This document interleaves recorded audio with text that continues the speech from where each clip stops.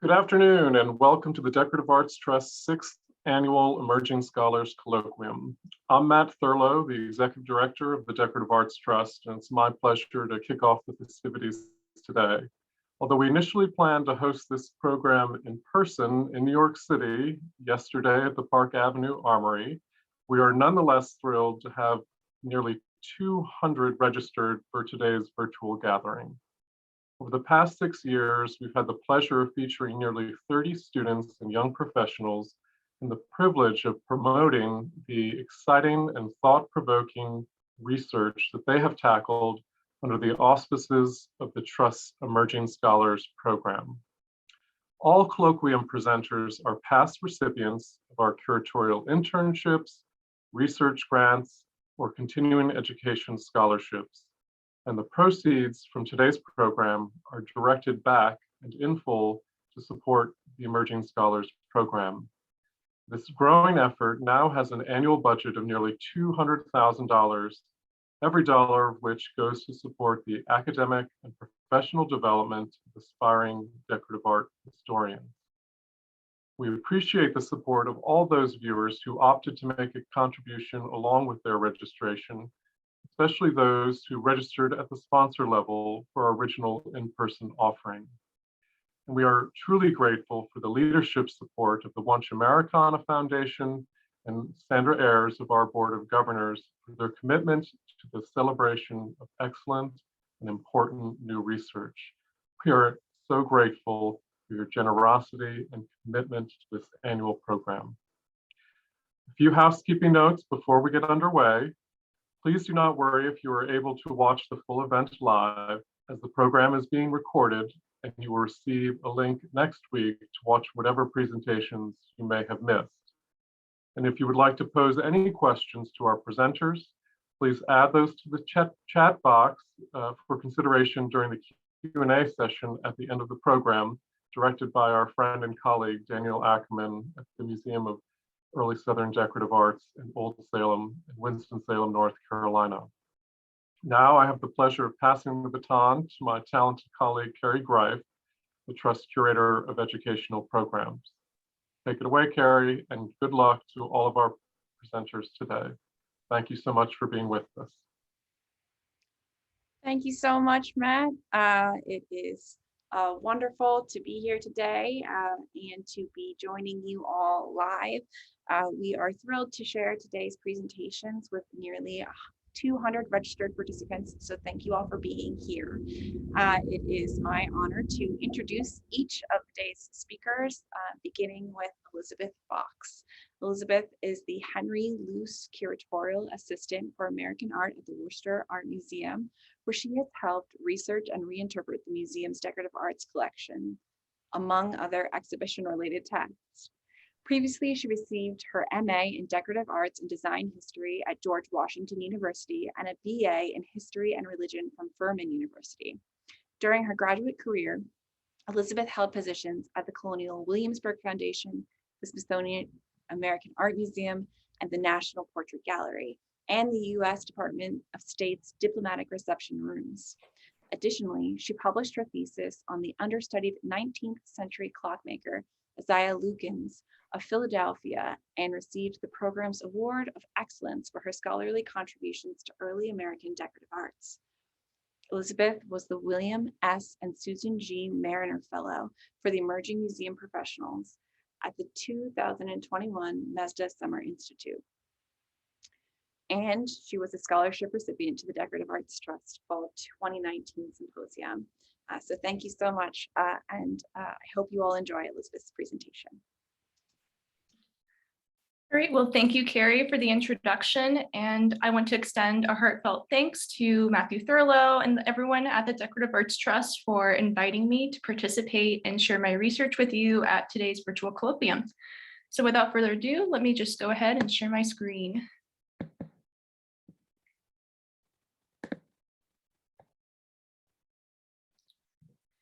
On April 23rd, 1856, the Independent Order of Odd Fellows held a lively procession in Cincinnati, Ohio.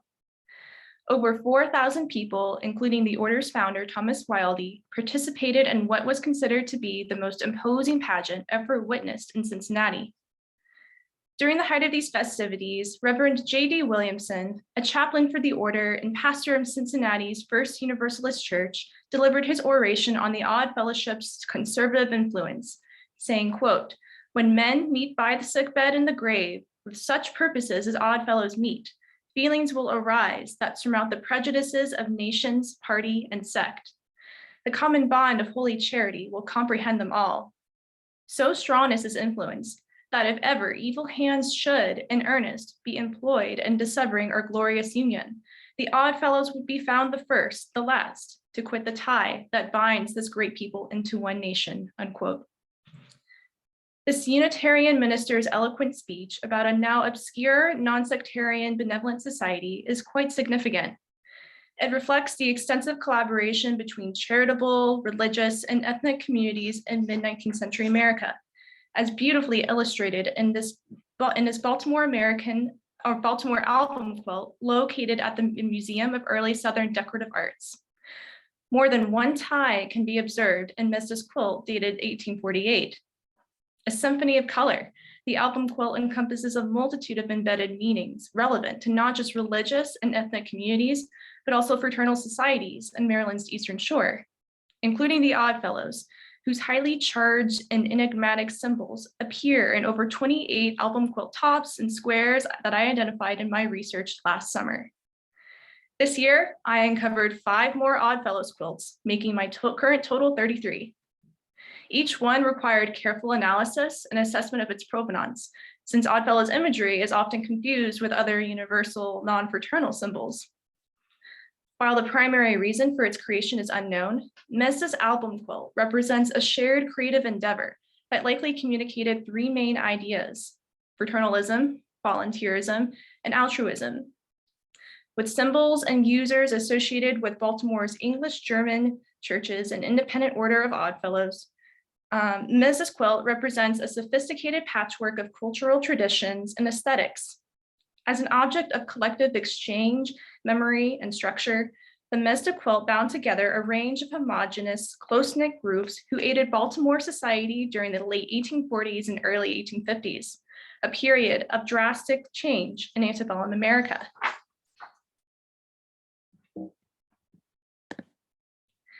As the 3rd largest US city in the 1840s, Baltimore experienced rapid industrialization, along with population growth and diversity that fueled efforts in social activism.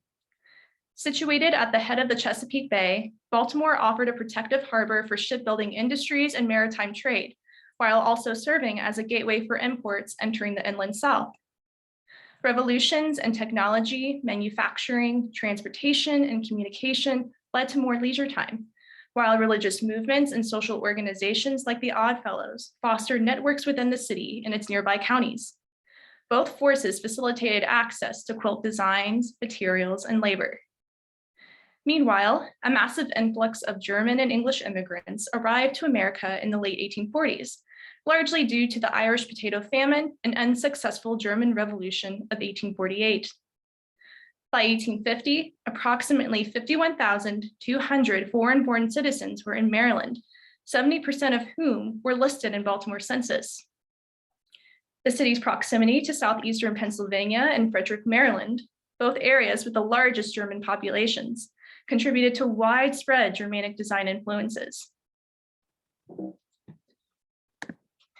Events surrounding the Mexican-American War, abolition movement, and cholera epidemic also necessitated efforts for the welfare of citizens in need. Consequently, relief organizations throughout Baltimore served as agents of benevolence. These factors resulted in the craze for Baltimore album quilts between 1845 and 1860. Album quilts, also known as friendship or signature quilts, were common forms of early block-style quilting. These quilts were composed of pictorial appliqued or embroidered squares layered with multiple swatches of fabric to create texture and dimension. Most quilts with fancy work squares were sewn by one or more quilt makers using commercially available kits and pieced together to form an album of sorts. A member of the sewing circle usually supervised over the final placement of blocks. Individuals had to express their elaborate designs within the block's spatial confines while maintaining a harmonious, controlled appearance in order to achieve an overall effect.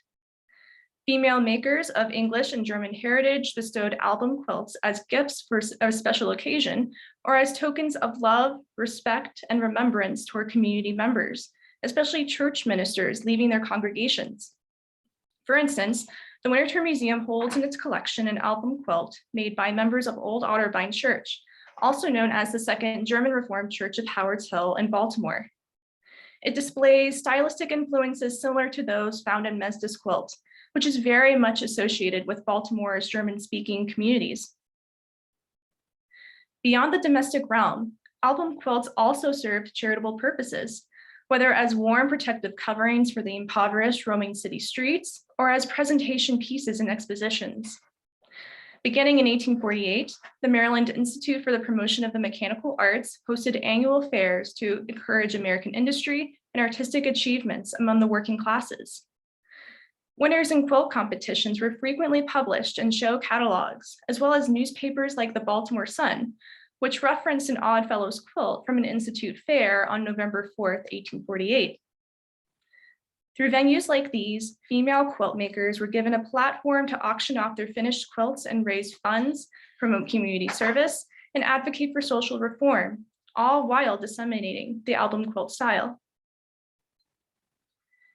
Mesda's quilt is constructed in a grid pattern with 25 applique squares on an off-white cotton ground, surrounded by green sashing and a crosshatch border, one that is rarely found in Baltimore album quilts. Each square contains intricate designs denoting love, friendship, and religious virtues. For instance, the two squares that you see above with heart-shaped garlands symbolize devotion to Christ, believed to be the true vine, as well as the church, where God is the keeper of the vineyard. Additionally, pineapples and cross-like configurations exemplify the American badge of hospitality, and in some cases, even imply romantic convictions. Philphots, tulips, and flower vases or baskets with flying doves and other birds also cover this quilt top. German folk art objects like frochters and painted chests inspire the symmetrical geometric designs that you see on Mesda's quilt. Over time, the German folk tradition blended with classical English motifs like medallions, swags, and grapevines to create hybrid designs epitomizing Pennsylvania German arts and crafts, which were assimilated into Maryland quilts. The quilt's vibrant red and green color scheme, with some blues and yellows, was favored among German-American quilt makers in the Mid-Atlantic region. By the mid-19th century, printed cotton fabrics with red and green dyes became increasingly available and affordable in American homes, and so predominate in Maryland quilts of this period. As a thriving seaport, Baltimore boasted a strong industry and market for imported and locally manufactured textiles. Mesda's quilt then chronicles the accumulation of various fabrics that were likely purchased or recycled from an assortment of store merchandise. However, these were not just scrappy fabrics patched onto a quilt. The skilled application and creative repetition of swatches, embroidered embellishments, and sewing techniques, from reverse to stuffed applique, indicate two or more expert hands. At present, the actual makers and owners of Mesda's quilt are shrouded in mystery. While a few unidentified initials are cross-stitched in various blocks to indicate multiple makers, two names were investigated during my fellowship at the Mesda Summer Institute. One square, placed near the bolster of the bed, encloses a floral cartouche that reads E.C. Deckel, April 6, 1848. As previously mentioned, album quilts were markers of significant life events, as well as gifts to departing community members or religious leaders. Perhaps E.C. Deckel could refer to a female quilt maker, church member, or minister, or even an odd fellow celebrating an important milestone on this date. Research into E.C. Deckel is still ongoing. Furthermore, I discovered two other signatures marked in permanent ink and obscured by time. The only legible signature found was A. Freeberger. Although the lack of digitized membership records in Baltimore's German churches and Oddfellows lodges prevented me from confirming the actual identities behind each moniker, there is evidence of Freeburgers and Deckels residing and leading an active civic life in Baltimore's German American neighborhoods, churches, and lodges. For instance, the 1850 Baltimore census lists Andrew Jackson Freeburger, a 19-year-old machinist who later became a well-known employee of the Baltimore and Ohio Railroad. Born to John and Elizabeth Freeburger of Switzerland, he was christened at the First German Reformed Church in Baltimore, only a couple blocks away from Oddfellows Hall. George Freeburger and Jacob H. Freeburger were two others who served as members of the Oddfellows. George is listed in Matchett's 1847 Baltimore Directory as constable at Calvert and Mercer Streets, while Jacob was a huckster in Conway Street who served as junior warden and grand patriarch of the Oddfellows. A. Freeburger may share a connection with one or both of these men. The two inked signatures were possibly done by a skilled calligrapher for a specified payment, often a dime, and they also demonstrate the influence of keepsake autograph books popular among Victorian women during the mid-1840s, with pages recording the drawings and names of their closest friends and family, quite like the yearbooks we know today. Aspects of impermanence and anonymity are attached to the faded signatures, which arguably contradict Victorian society's tendency to immortalize or sentimentalize loved ones. It raises important questions about who and why these individuals had their names inked rather than cross-stitched. Did they sign or purchase this quilt at a Maryland Institute fair or other fundraising event? These puzzling queries reveal the complexities in investigating the provenance of folk art objects. Nevertheless, while the quilt currently poses more intriguing questions than answers, it allows us to sketch vignettes of Baltimore citizens who might have been involved in the quilt's construction and ownership. In doing so, places and communities can be stitched together. The plethora of symbols on Baltimore album quilts communicated intense loyalties to fraternal organizations, governments, and religious institutions. One square on Mesda's quilt, in particular, expressed ideologies of the Independent Order of Oddfellows, a benevolent society whose original members comprised almost exclusively of mechanics from the middle and industrial classes. Evolving from its 18th century English predecessor, the Ancient Order of the Society of Oddfellows, the Independent Order of Oddfellows was officially founded in Baltimore on April 26, 1819. Although lodges were already established in New York, English-born coachmaker Thomas Wildey is credited for instituting the country's first Oddfellows branch. A sociable personality who immigrated to America in 1817, Wildey desired a society for companionship and advertised in the Baltimore American seeking any Oddfellows in Baltimore. 4 individuals met up with Wildey at the Seven Stars Tavern, where they conceived of a new Oddfellows Lodge, later known as the Washington Lodge. As their grandsire, Wildey actively recruited new members and enacted new lodges across the eastern seaboard. By his death in 1861, more than 200,000 members joined the Odd Fellowship, which evolved into the largest fraternal order in North America during the late 19th and early 20th centuries. As the order encountered swift growth in its early decades, the Grand Lodge of Maryland resolved to build what became known as the Oddfellows Hall on April 26, 1831. The building, which no longer stands, occupied a prominent place on 30 North Gay Street, near Baltimore's German-American wards. It expanded in 1843 to include Gothic windows and battlements, 4 octagonal towers, and a grand ballroom known as the Egyptian Saloon. In honor of Wildey and his contributions to the order, representatives from the Grand Lodge of Oddfellows in Maryland erected a Doric column for their esteemed founder in Baltimore's Washington Hill on April 26, 1865. Both the Oddfellows Hall and elements of the Wildey Monument are memorialized in other Baltimore album quilts, thus conveying the idea that these quilts possess commemorative and performative functions. Since 1819, the Odd Fellowship works to elevate mankind's personal and social development, as well as provide mutual aid and benefits to others. Guided by the tenets of friendship, love, and truth, their critical mission is to visit the sick, relieve the distressed, bury the dead, and educate the orphan. The order's benefit system also offered financial assistance to brothers, especially their widows and orphaned children. Its institutional framework is composed of diverse legislative bodies with 3 levels, known as the subordinate lodge, encampment, and patriarchs militant. Members are entitled to hold an office or position in their lodge once they pass the 3rd degree personified as truth. From there, they can advance further into the Odd Fellowship through higher degree branches like the encampment and patriarchs militant. All of these levels govern each member's self-improvement and hold fast the principles of fraternal harmony.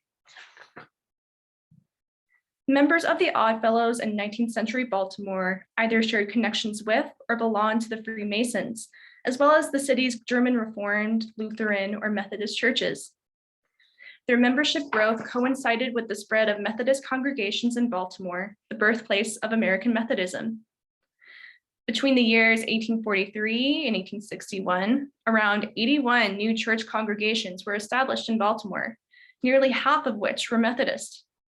About 10% of the city's population belonged to Methodist congregations, with 1/3 of quilt names having a Methodist connection. These statistics support the theory that Methodist quilt makers likely comprised of Methodist women, if not German-speaking individuals.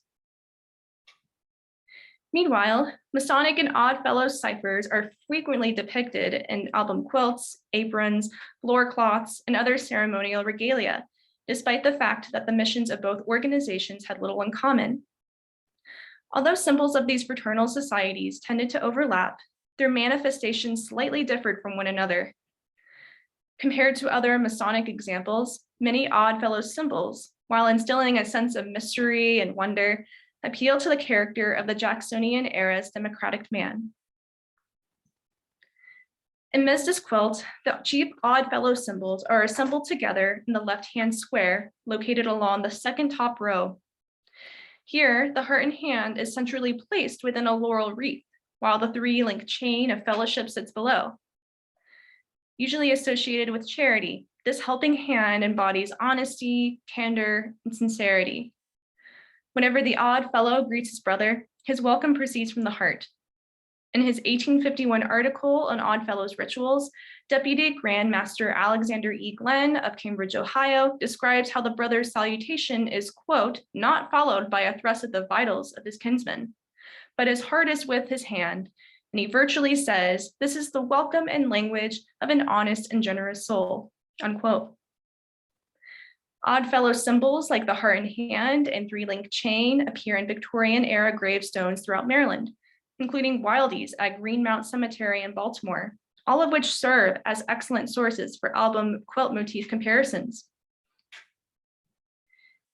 Many Odd Fellow symbols align with those from the Methodist and German Reformed churches, largely because the organization modeled itself on Judeo-Christian tenets. The Bible, whose teachings shaped the Odd Fellowship's doctrinal framework, is pictured in Methodist quilts, Winterthur's Old Otterbein Church quilt, and the Smithsonian American History Museum's album quilt, which was made by ladies of Columbia Street Methodist Church in 1847.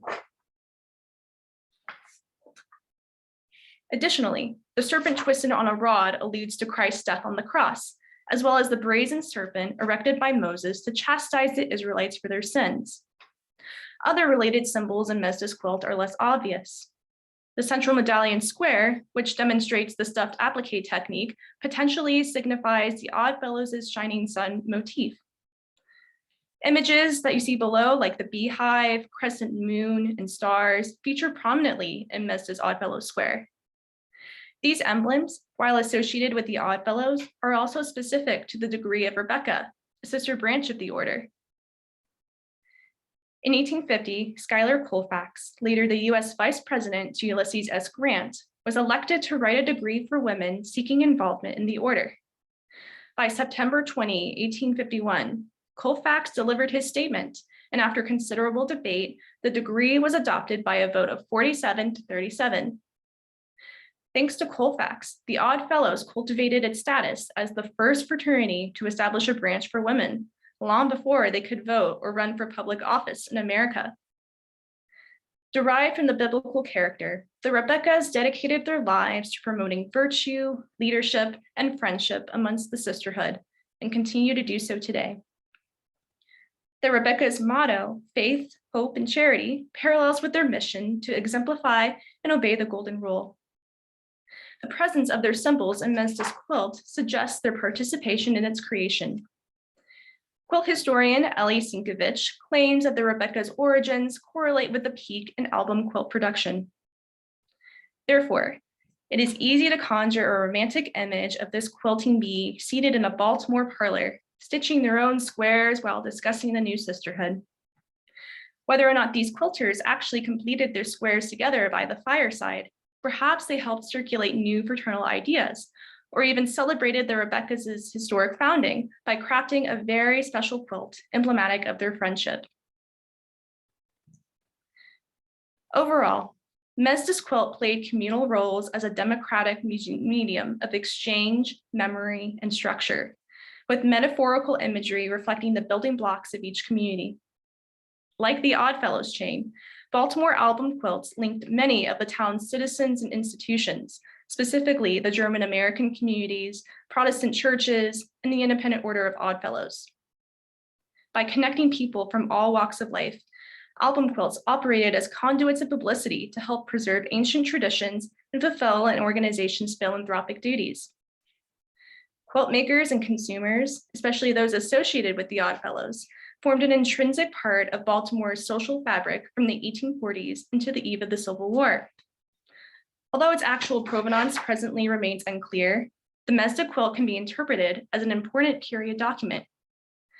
Like pages in a photo album, the quilt's images are snapshots of life in Victorian America, articulating socio-religious concerns and ideas about individual and collective identity, gender, equality, and social justice. Together, they weave many interconnected threads or ties that reveal diverse stories of American society. Thank you all. Thank you so much, Elizabeth. That was fantastic. It is now my pleasure to introduce Jena Gilbert-Merrill. Jena is a scholar and artist with an interest in making and makership in historical and contemporary perspectives.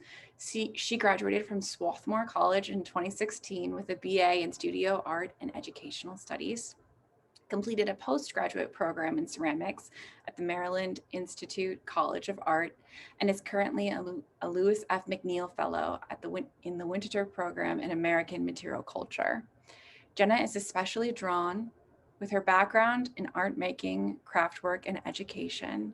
Jena is especially drawn to investigate how things are made, as well as the empathy embodied in handmade objects. She is currently completing her thesis on an early 20th century book of instructions for furniture made from recycled packing crates. Jena is also the 2021 Marie Zimmerman Summer Research Grant recipient, and we are thrilled to hear from her today. So thank you so much, Jena.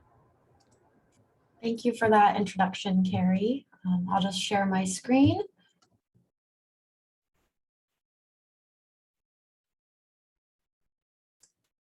All right.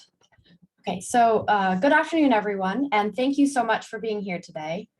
I want to extend my sincere thanks to everyone at the Decorative Arts Trust for this opportunity to share the work I have undertaken over the last year for my master's thesis for the Winterthur program in American Material Culture. The research that I completed for the talk I will give today, entitled The Possibilities of a Box, Louise Brigham's Box Furniture and the Making of Democratic Craft and Design, was supported by the Decorative Arts Trust and the Delaware Public Humanities Institute at the University of Delaware. I would especially like to thank all the sponsors of today's Emerging Scholars Colloquium, as well as the Marie and John Zimmerman Fund, which has generously supported this project and made my research possible. I am excited and grateful to be able to share my work and to shed light on a relatively unknown book by an even lesser known artist. As you will see, this book led to the creation of objects that have not survived the passage of time, and yet it tapped into creative practices, a design language, and a legacy of handcraft that have remained relevant through to the present day. In 1910, a New York City Parks Department official handed the keys to the Gracie Mansion over to a little-known artist and progressive-era social reformer named Louise Brigham, who would go on to establish a community carpentry workshop on the building's ground floor under the guise of an organization called the Home Thrift Association. Today, we know the Gracie Mansion as the residence of New York City's mayors, but by 1910, it had seen a history of mixed use over the course of its life so far. Despite its federal-style 18th century origins, the Gracie Mansion had been appropriated by the City of New York in 1896 and had come to function as a public Parks Department facility until the early 1920s. This period of approximately 30 years in which the mansion was publicly owned and accessed is largely understood to have been a period of abandonment in the house's history. Yet by 1910, while the mansion itself had fallen into a state of disrepair that was interpreted by many as evidence of neglect, inside the walls of this building was a flourishing creative community that had been established under the Home Thrift Association when Louise Brigham and the immigrant population that inhabited the surrounding neighborhood were given access to this forgotten and underutilized space. In 1909, Louise Brigham had published a book called Box Furniture: How to Make 100 Useful Articles for the Home, in which she presented a collection of instructions for making simple modular furniture from repurposed wooden packing crates. The crates and boxes that Brigham advocated turning into multi-purpose furniture were readily accessible cast-off materials that presented the opportunity to practice a craft and to exercise thrift. This kind of reuse, make do, or stewardship of resources has always been central to the identity of the American household, but it took on new layers of meaning in the context in which Brigham presented it. The book Box Furniture itself features simple designs and constructions that play off the box as a modular unit to create furniture that could be used to customize, or that could be customized to one's needs, one's living space, or to the materials one had in hand. While simplicity, thrift, utility, and beauty were basic goals of the furniture described in this book, the impact of box furniture extended beyond the covers of the book itself. It was also a piece of a larger social and educational reform project, part of which took place in the Gracie Mansion.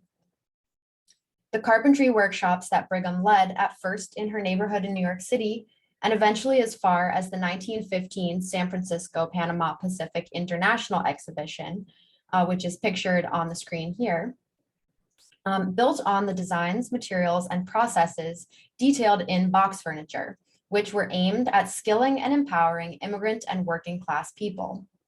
Indeed, Box Furniture served as more than just a book on furniture making and is itself challenging to fit into a box. An instructional manual on the one hand, Box Furniture can also be understood as an advice book on thrift, home decoration, domesticity, and productive and creative leisure activities. With this book, Brigham sought to cultivate comfort and convenience in the builders of box furniture, while also serving the social function of empowering them to be both good citizens and creative homemakers. Box Furniture presents a cohesive vision of arts and crafts style interiors and combines its modular, multi-purpose design with a handcrafted materiality that was meant to be accessible by anyone. As such, box furniture sits at the nexus of the arts and crafts movement, the progressive era, and other social reform movements of the day.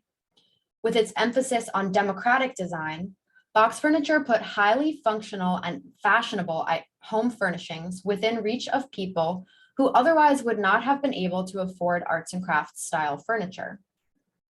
Through engaging with craftwork and making multi-purpose box furniture, Louise Brigham offered otherwise socially, politically, and materially marginalized people the opportunity to create not only useful and affordable objects, but also to find fulfillment through handwork and to craft and define for themselves a sense of comfort, place, and belonging.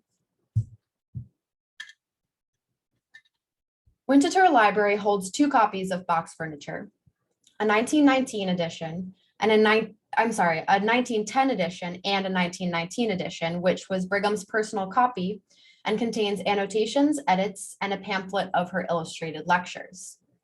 While examples of box furnishings themselves have not survived to the present day, this text can reveal much about what Brigham was trying to achieve with this project, both aesthetically and socially. Box furniture is organized systematically. The designs within become increasingly complex and modular over the course of the book.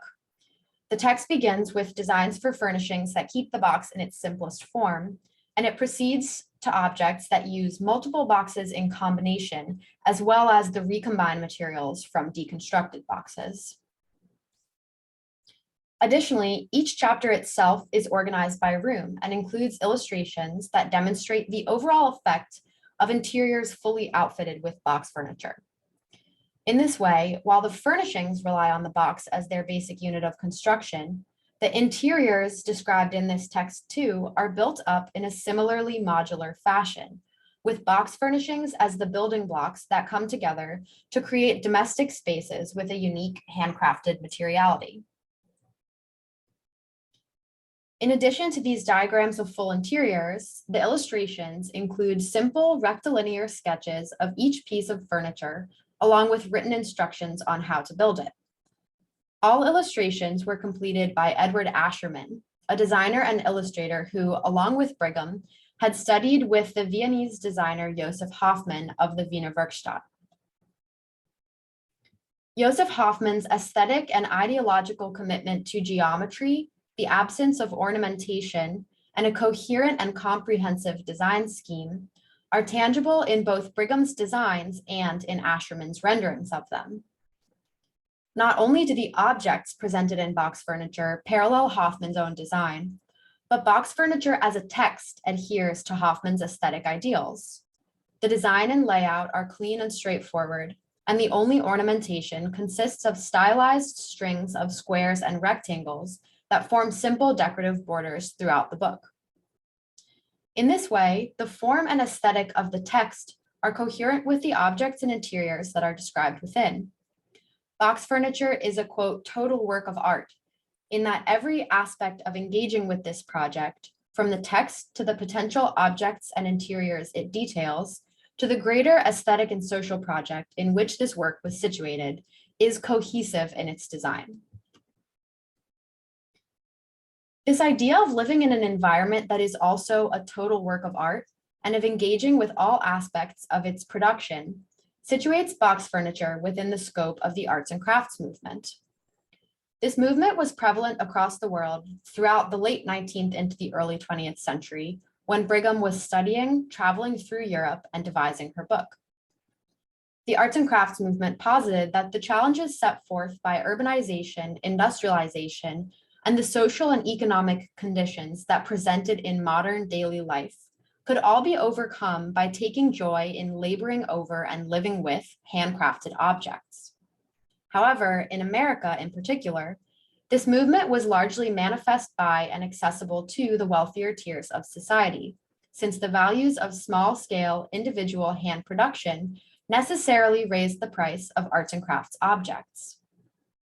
At the same time, the objects and interiors and outlook for which Brigham advocates in box furniture resonate with the democratic idea at the heart of this movement, that access to craft should be egalitarian, and that the transformational potential that craft work holds should be attainable by all.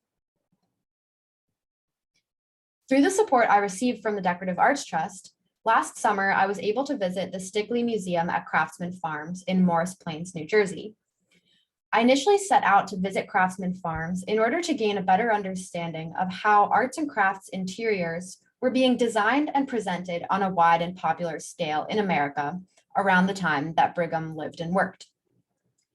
While I certainly gained insight in this respect, I also found an additional unexpected appreciation of the ways that children's craft, handwork, and labor were understood and positioned at this transitional moment in time. Craftsman Farms is the country estate designed by the infamous Gustav Stickley and was once inhabited by him and his family. In addition to his immensely popular Craftsman magazine and line of home decor, Stickley was also a self-styled architect and social theorist who came to be understood as an intellectual leader of the arts and crafts movement. While Stickley's furniture and magazine were popular and successful arts and crafts enterprises in their time, Craftsman Farms was initially conceived as a farm school and workshop complex, though it was never realized as such due to Stickley's eventual financial ruin. The clubhouse at Craftsman Farms, which is pictured on the top right here, is one of the few buildings within Stickley's vision that was actually constructed on the estate, and it still stands today, operating as a portion of the Stickley Museum and housing original Stickley interiors and furniture from various points across the designer's career. If we take Gustav Stickley's Craftsman furniture as a quintessential manifestation of American arts and crafts furniture, a number of interesting comparisons to Louise Brigham's box furniture come to light. In addition to the aesthetic resonance of the simple, structural, geometric forms that both designers worked with, as well as the overall unity of design that holds entire interiors together, I noticed a recurring shade of pale green on my visit to Craftsman Farms that is also the only color printed in later editions of Brigham's box furniture, as you can see in this image from Winterthur's 1919 copy.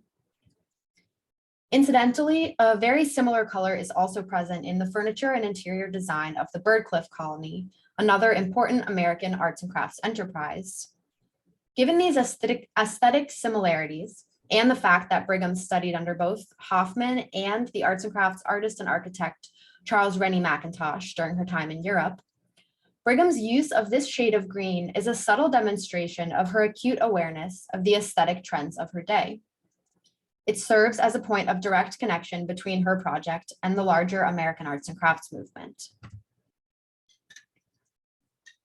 According to Stickley scholar Mark Allen Hewitt, Stickley's construction of the clubhouse at Craftsman Farms was an attempt to, quote, create a building that embodied a number of the beliefs associated with progressive era reform and arts and crafts morality, end quote, which included the virtue of the simple life and the necessity for childhood manual education in the crafts and trades. Stickley's utopian educational vision for Craftsman Farms was even spelled out in a series of articles in the Craftsman between 1908 and 1913 by Stickley himself, as well as the educational reformer Raymond Reardon. However, this paper Utopia, as described on the pages of the Craftsman, while admirably idealistic and reflective of key reform ideology of this time, was never actually realized in practice. The key element of Stickley's vision that has relevance for my investigation of box furniture is the way in which these projects both celebrate labor and handwork for children, particularly for young boys, in the name of their personal, moral, and civic development. The question of what kind of work or labor was good and appropriate for children had been under debate on the national stage since around 1860. As a result of progressive era activism, a slew of legislation was passed between the mid-19th century and about 1930 that regulated and restricted the ways in which children could participate in wage labor. At the same time, educational and child labor reformers advocated for, quote, legitimate or appropriate and acceptable forms of child work, which were understood as being good for children. Good for children's personal and moral development. According to Viviana Zelizer, by the period around the 19-teens, when both box furniture and Craftsman Farms were undertaken, children were increasingly thought of as objects of sentiment rather than the objects of utility that they had previously been, especially in the immigrant and working class households that struggled to survive in the industrial capitalist economy of the early 20th century. This consideration of box furniture from the perspective of changing ideas about children and labor leads to a more nuanced perspective on what Brigham was attempting to achieve with the carpentry workshop she offered through the Home Thrift Association. Like many progressive era social reformers who committed themselves to the settlement house movement and other reform aimed at addressing issues of urban immigrant life in America, Brigham was influenced by Jacob Riis's seminal piece of photojournalism, How the Other Half Lives. This book depicted life in the tenements, where living conditions were squalid and child participation in domestic labor industries was understood to be both common and deplorable. And as you can see here, box furniture is in fact dedicated in part to Jacob Riis. The kind of child labor pictured on the left in this Riis photograph from 1900 was increasingly understood as a social ill that was detrimental to society as a whole. However, with box furniture, along with a slew of other social and educational experiments, which advocated for the benefits of creative handwork and art making for children, many of the activities that were criticized in the context of this working class immigrant economy were now praised for their potential benefits to children. In this context, Brigham's box furniture reconceived and represented craftwork to children who were otherwise the targets of reform that prevented them from participating in factory or domestic wage labor, some of which would have included tasks and kinds of handwork that, while similar in quality to those previously criticized, were now understood as advantageous in this changing context. By advocating for using repurposed materials to create inexpensive, useful, and even beautiful furnishings, Brigham took activities for which there was already precedent and reframed the benefits of them according to the values of both progressive era reform and the arts and crafts movement. As such, box furniture occupies a unique position within and between these movements. In fact, it offers insight that encourages us to think differently about both of these movements and to view them as different sides of the same coin. Box furniture presented the opportunity for truly democratic craft and design in a manner that was otherwise elusive. And in doing so, it widened the pathway into the arts and crafts movement, both aesthetically and ideologically. By situating this text in context, we are offered a window into the experience of making and living within an aesthetic and material landscape that was at once a product of its time and simultaneously decades ahead of its time. The children pictured in the left-hand image here, a cadre of Brigham's students from the Home Thrift Association, carry raw materials into their workshop in the Gracie Mansion. These materials would be sawed, hammered, sanded, and painted into box furnishings, as you see on the right, before being carried home to these children's families, who would likely cherish and use these objects until they were used up. These children were certainly makers, and even though the fruits of their labor have not survived over time, the process of making box furniture would likely have served as an empowering personal and social experience for them. With my larger thesis project, I explore box furniture from an embodied experiential perspective and ask, what was it like to actually make and live with box furnishings? This central question has guided and structured my research and interpretation, and it has fanned out onto a constellation of additional questions about definitions of craft, makership, aesthetics, and the social dimensions of these complex shifting terms. Where box furniture pushes back against traditional conceptions and valuations of craft, skill, and materiality, this project also allows me to ask, at this transitional moment in time, who is a maker and what defines their status and skill as such? What can making do to subvert, reinforce, or transcend material experiences as shaped by socioeconomic positions and identities? Finally, why does box furniture remain intriguing, and what can it teach us in the present day about the objects we make, use, and value in our daily lives? Ultimately, box furniture is an idealistic social, material, and aesthetic vision for the potential of infusing art and design into daily life. The practice of making furniture from repurposed crates, recycled lumber, and other everyday scrap material crops up again and again throughout the 20th century, without apparent connection to Brigham's own box furniture, yet still frequently speaking to histories of restriction and resilience. Furthermore, and perhaps most importantly right now, this text still has relevance in our contemporary context.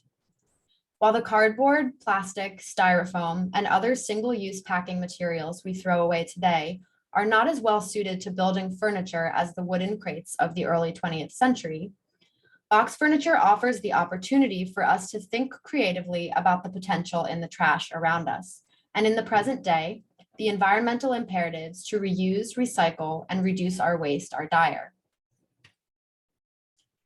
In sum, box furniture recasts and enriches our understanding of the arts and crafts movement and its legacy, as well as the transitional moment in time in which it was published. It also speaks to the layers of meaning which we creatively and resiliently infuse into the ways we design and envision our domestic landscapes at different moments in time. Because of the lack of extant objects, the text of box furniture itself is an invaluable resource.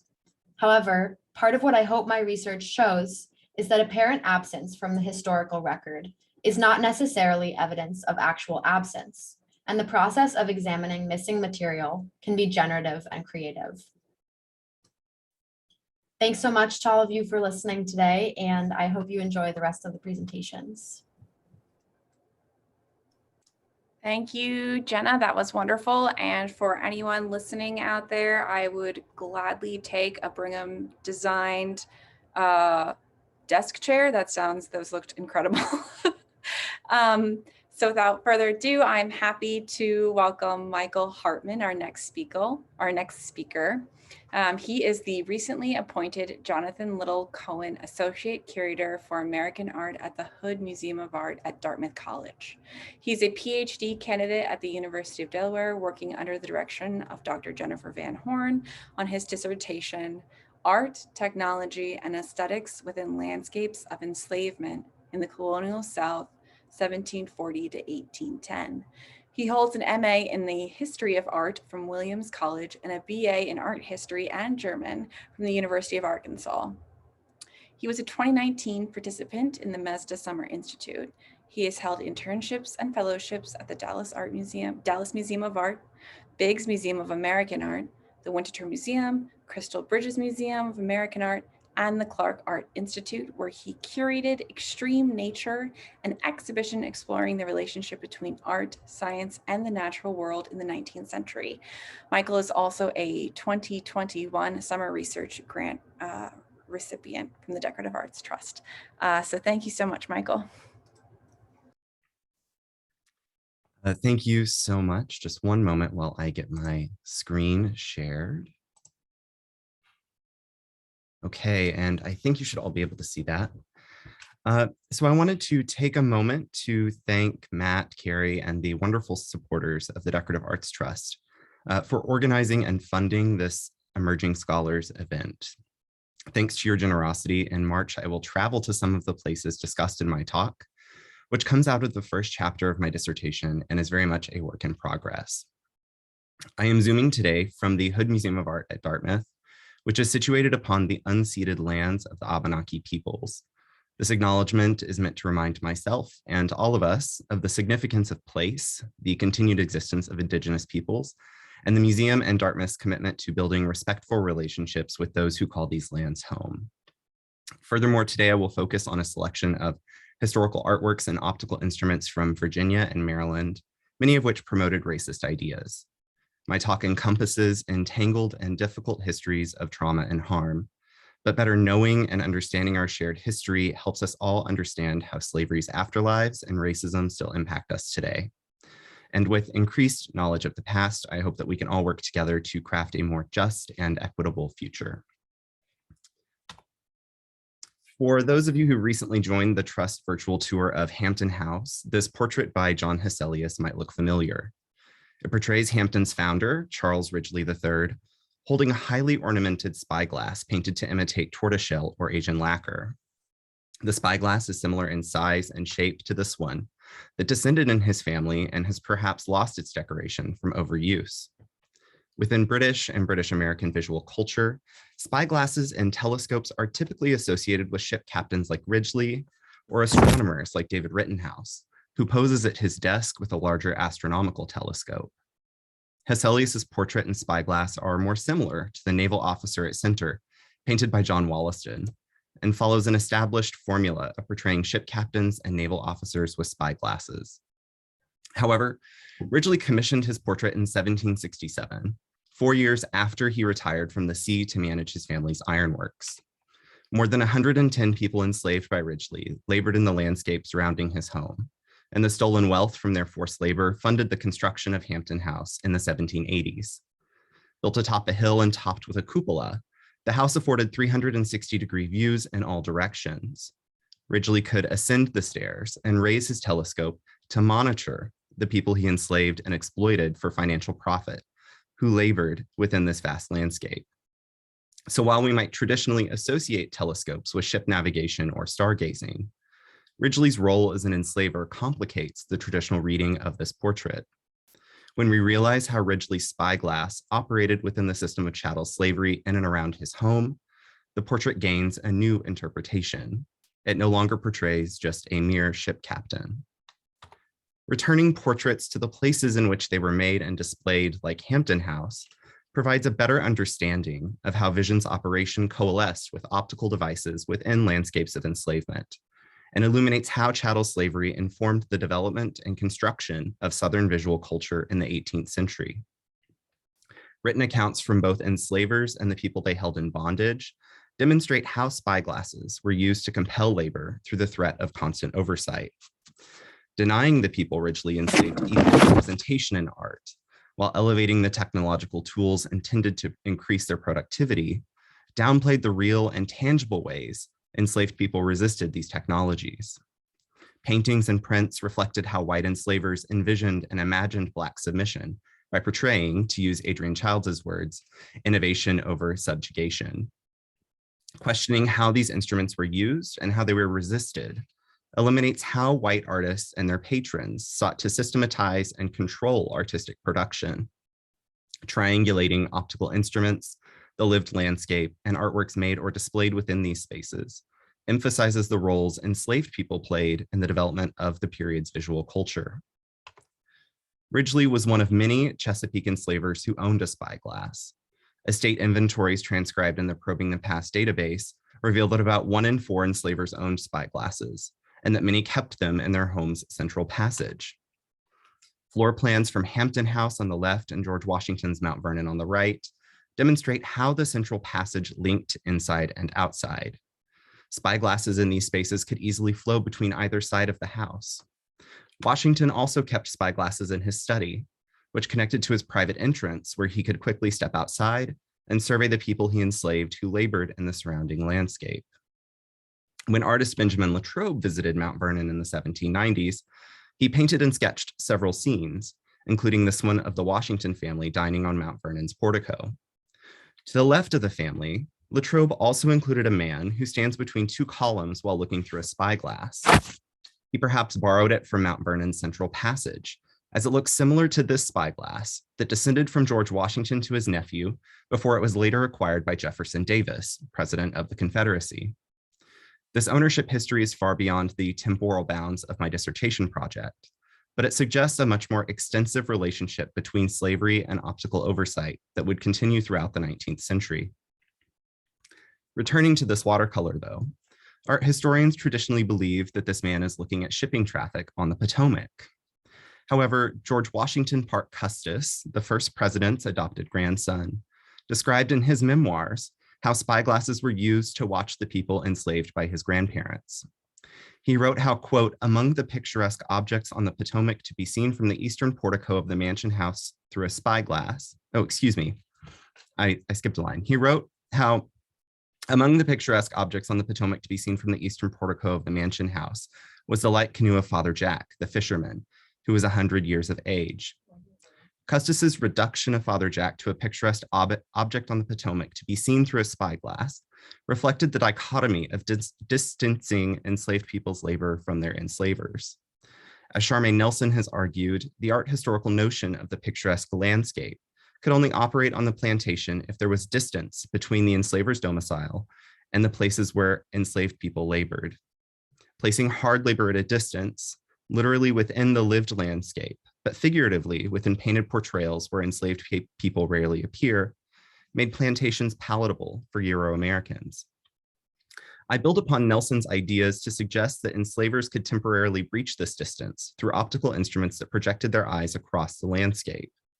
Without his own spyglass, Father Jack was unable to return this distant gaze. Optical instruments denied enslaved people the ability to know when or what an enslaver or overseer might be watching. Father Jack and other enslaved people certainly learned methods of evading their enslaver's gaze by finding places in the landscape where they could escape just beyond the edges of their enslaver's telescopic oversight.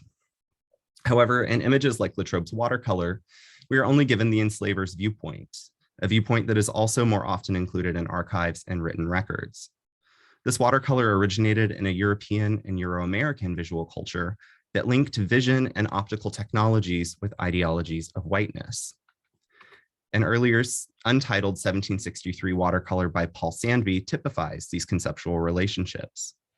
Wide-eyed and with mouths agape, a white family in a London parlor delights in a magic lantern slide projected onto a large sheet. These engrossed spectators fail to notice the Black servant sneaking out of the room at right. He peers over his shoulder while carrying a book, Dr. Taylor's On Sight, which was originally published in 1715, but revised and reprinted by London portraitist Joseph Highmore the same year Sandby painted this watercolor. Only covertly available to him, this popular treatise on vision and perspective is taken from right under the family's noses. The only figure who looks out at the viewer is a young white boy holding a box of slides, who works for or is perhaps apprenticed to the magic lantern operator.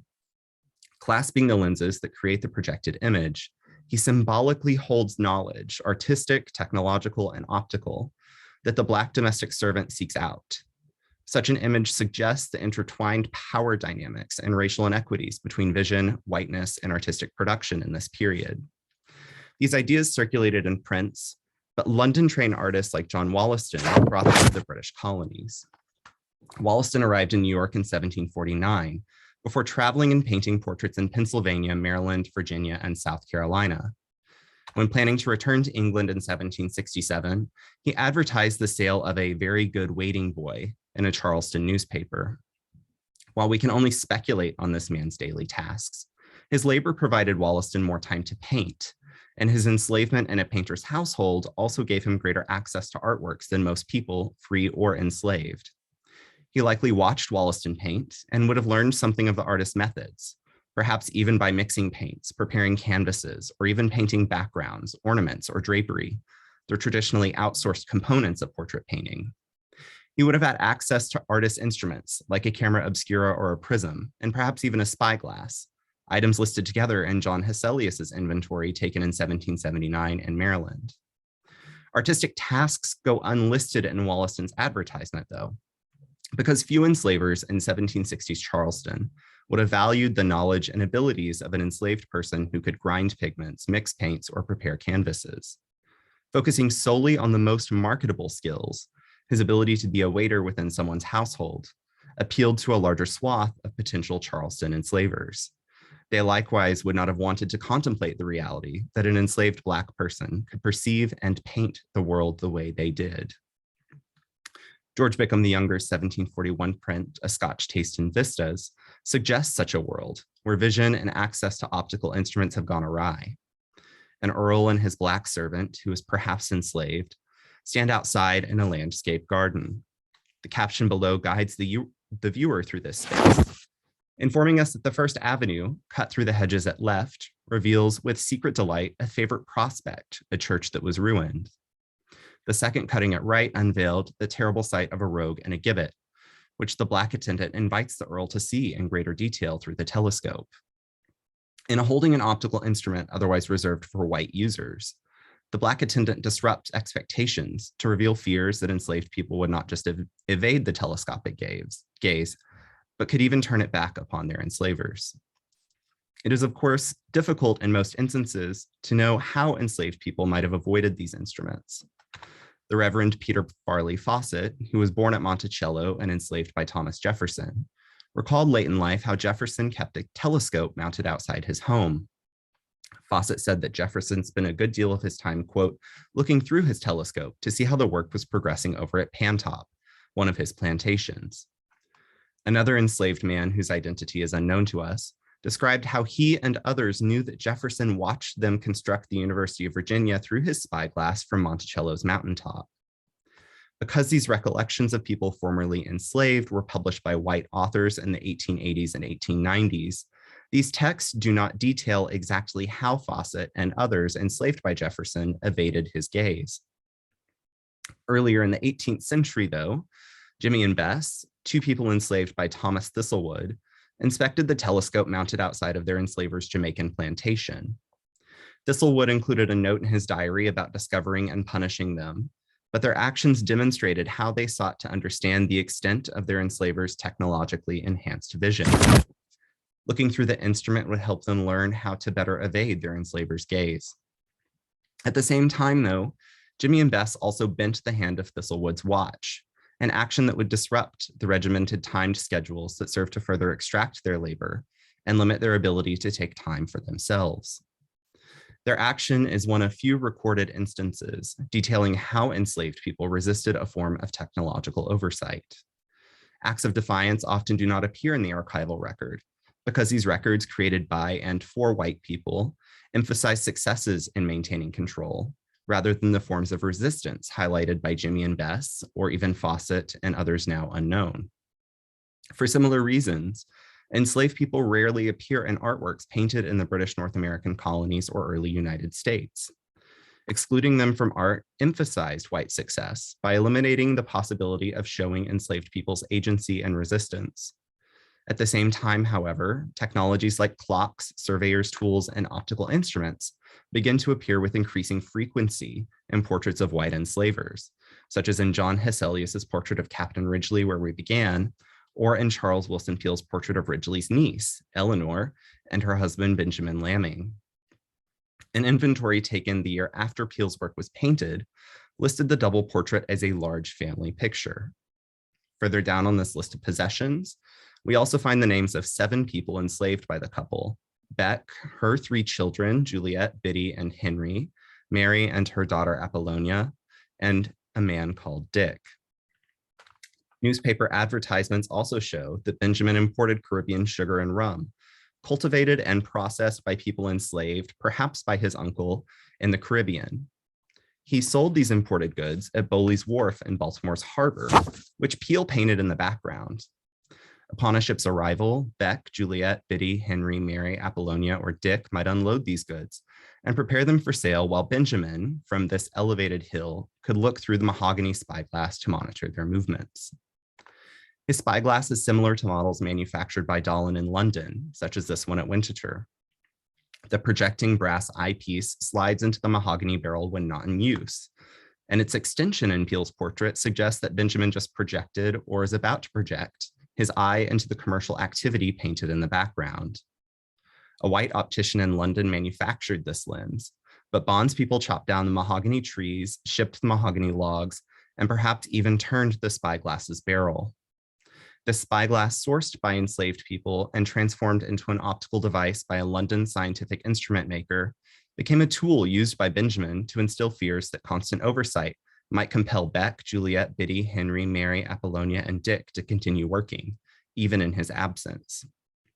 In its material origins and subsequent use, Benjamin's spyglass traversed and supported multiple and overlapping landscapes of enslavement throughout the Atlantic. In a similar manner, the artist Charles Willson Peale recorded in his diary how he drew the landscape behind the Lammings by using a perspective machine, perhaps like this one.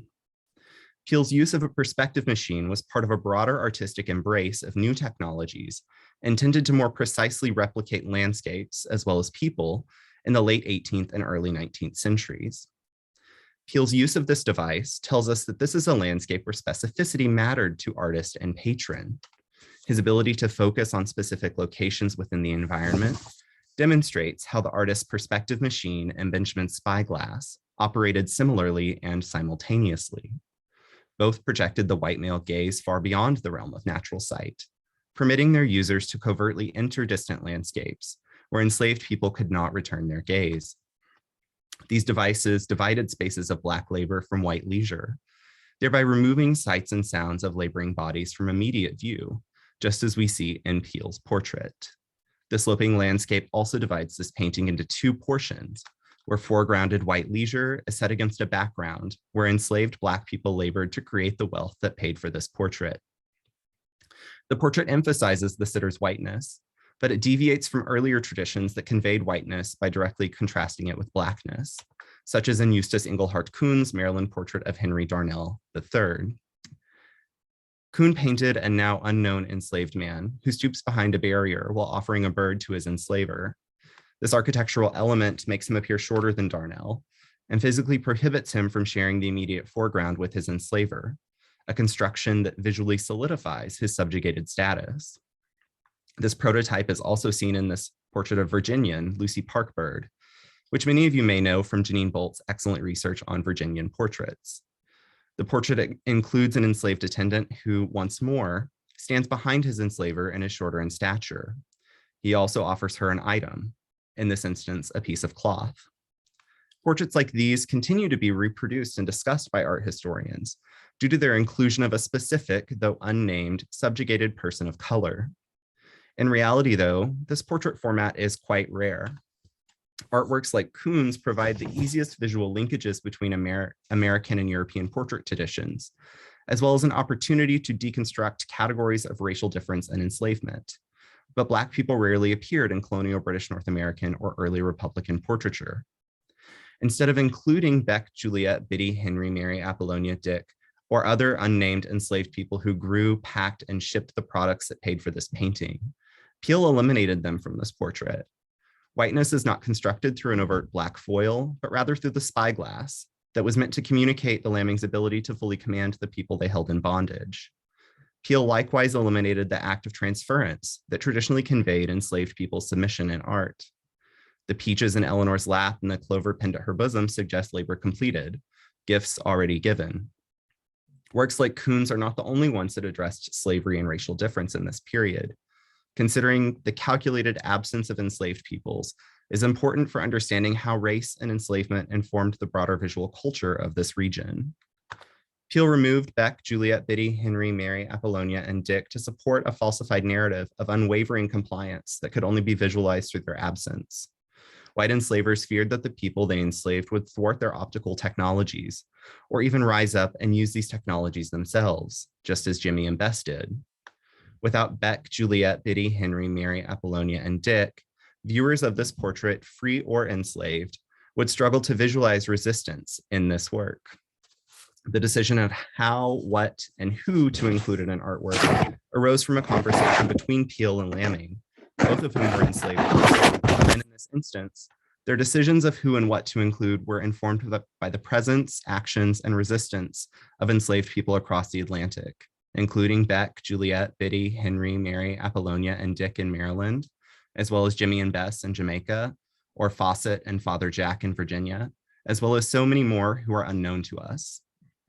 The relative absence of enslaved people in art from the US South has kept scholars from understanding how enslavement directly informed artistic practice in the region. Revisiting the sites of making and display demonstrates how the growing use of surveillance technologies to monitor and compel the labor of enslaved peoples coincided with a surge in perspective machines used by artists. Scientific technologies and artistic practice coalesced within landscapes of enslavement, as artists and enslavers used artworks to reinforce their fragile claims to power and visually counter enslaved people's active resistance to these technologies of oversight. By reframing our questions, artworks can tell more inclusive stories that better reflect the historical realities of their creation. These works were all created with enslaved people's labor and active resistance in mind, which we can only begin to understand if we start to ask the question, what don't we see? Thank you. Thank you, Michael. That was a great presentation. And for those who want to check out the virtual tour of Hampton that Michael mentioned at the beginning of his talk, you can find that on the Trust's YouTube page. So I recommend checking that out if you have not seen it yet. And it is now my pleasure to introduce Margaret Wood, who recently completed her MA degree in the Smithsonian Associates Decorative Arts and Design History program, offered in partnership with the George Washington University's Corcoran School. Through her experiences working at the Winterthur Museum, National Building Museum, the Daughters of the American Revolution Museum, and the diplomatic reception rooms at the U.S. Department of State, Margaret developed an interest in the use of wallpapers in interiors from the 18th through the 20th centuries. This led to her sharing her research in a talk given for the Smithsonian Associates Conversations with a Curator program entitled American Views and Scenic Wallpapers. Most recently, Margaret completed her MA thesis entitled An Incessant and Engrossing Pursuit, Nancy Vincent McClelland Wallpaper and Period Decoration, in which she explores the various ways McClelland used wallpapers in historically inspired interiors. Margaret was also a 2021 Summer Research Grant recipient. So thank you so much, Margaret. Thank you so much for that introduction, Carrie. Let me just share my screen with everybody now, and then we can get started.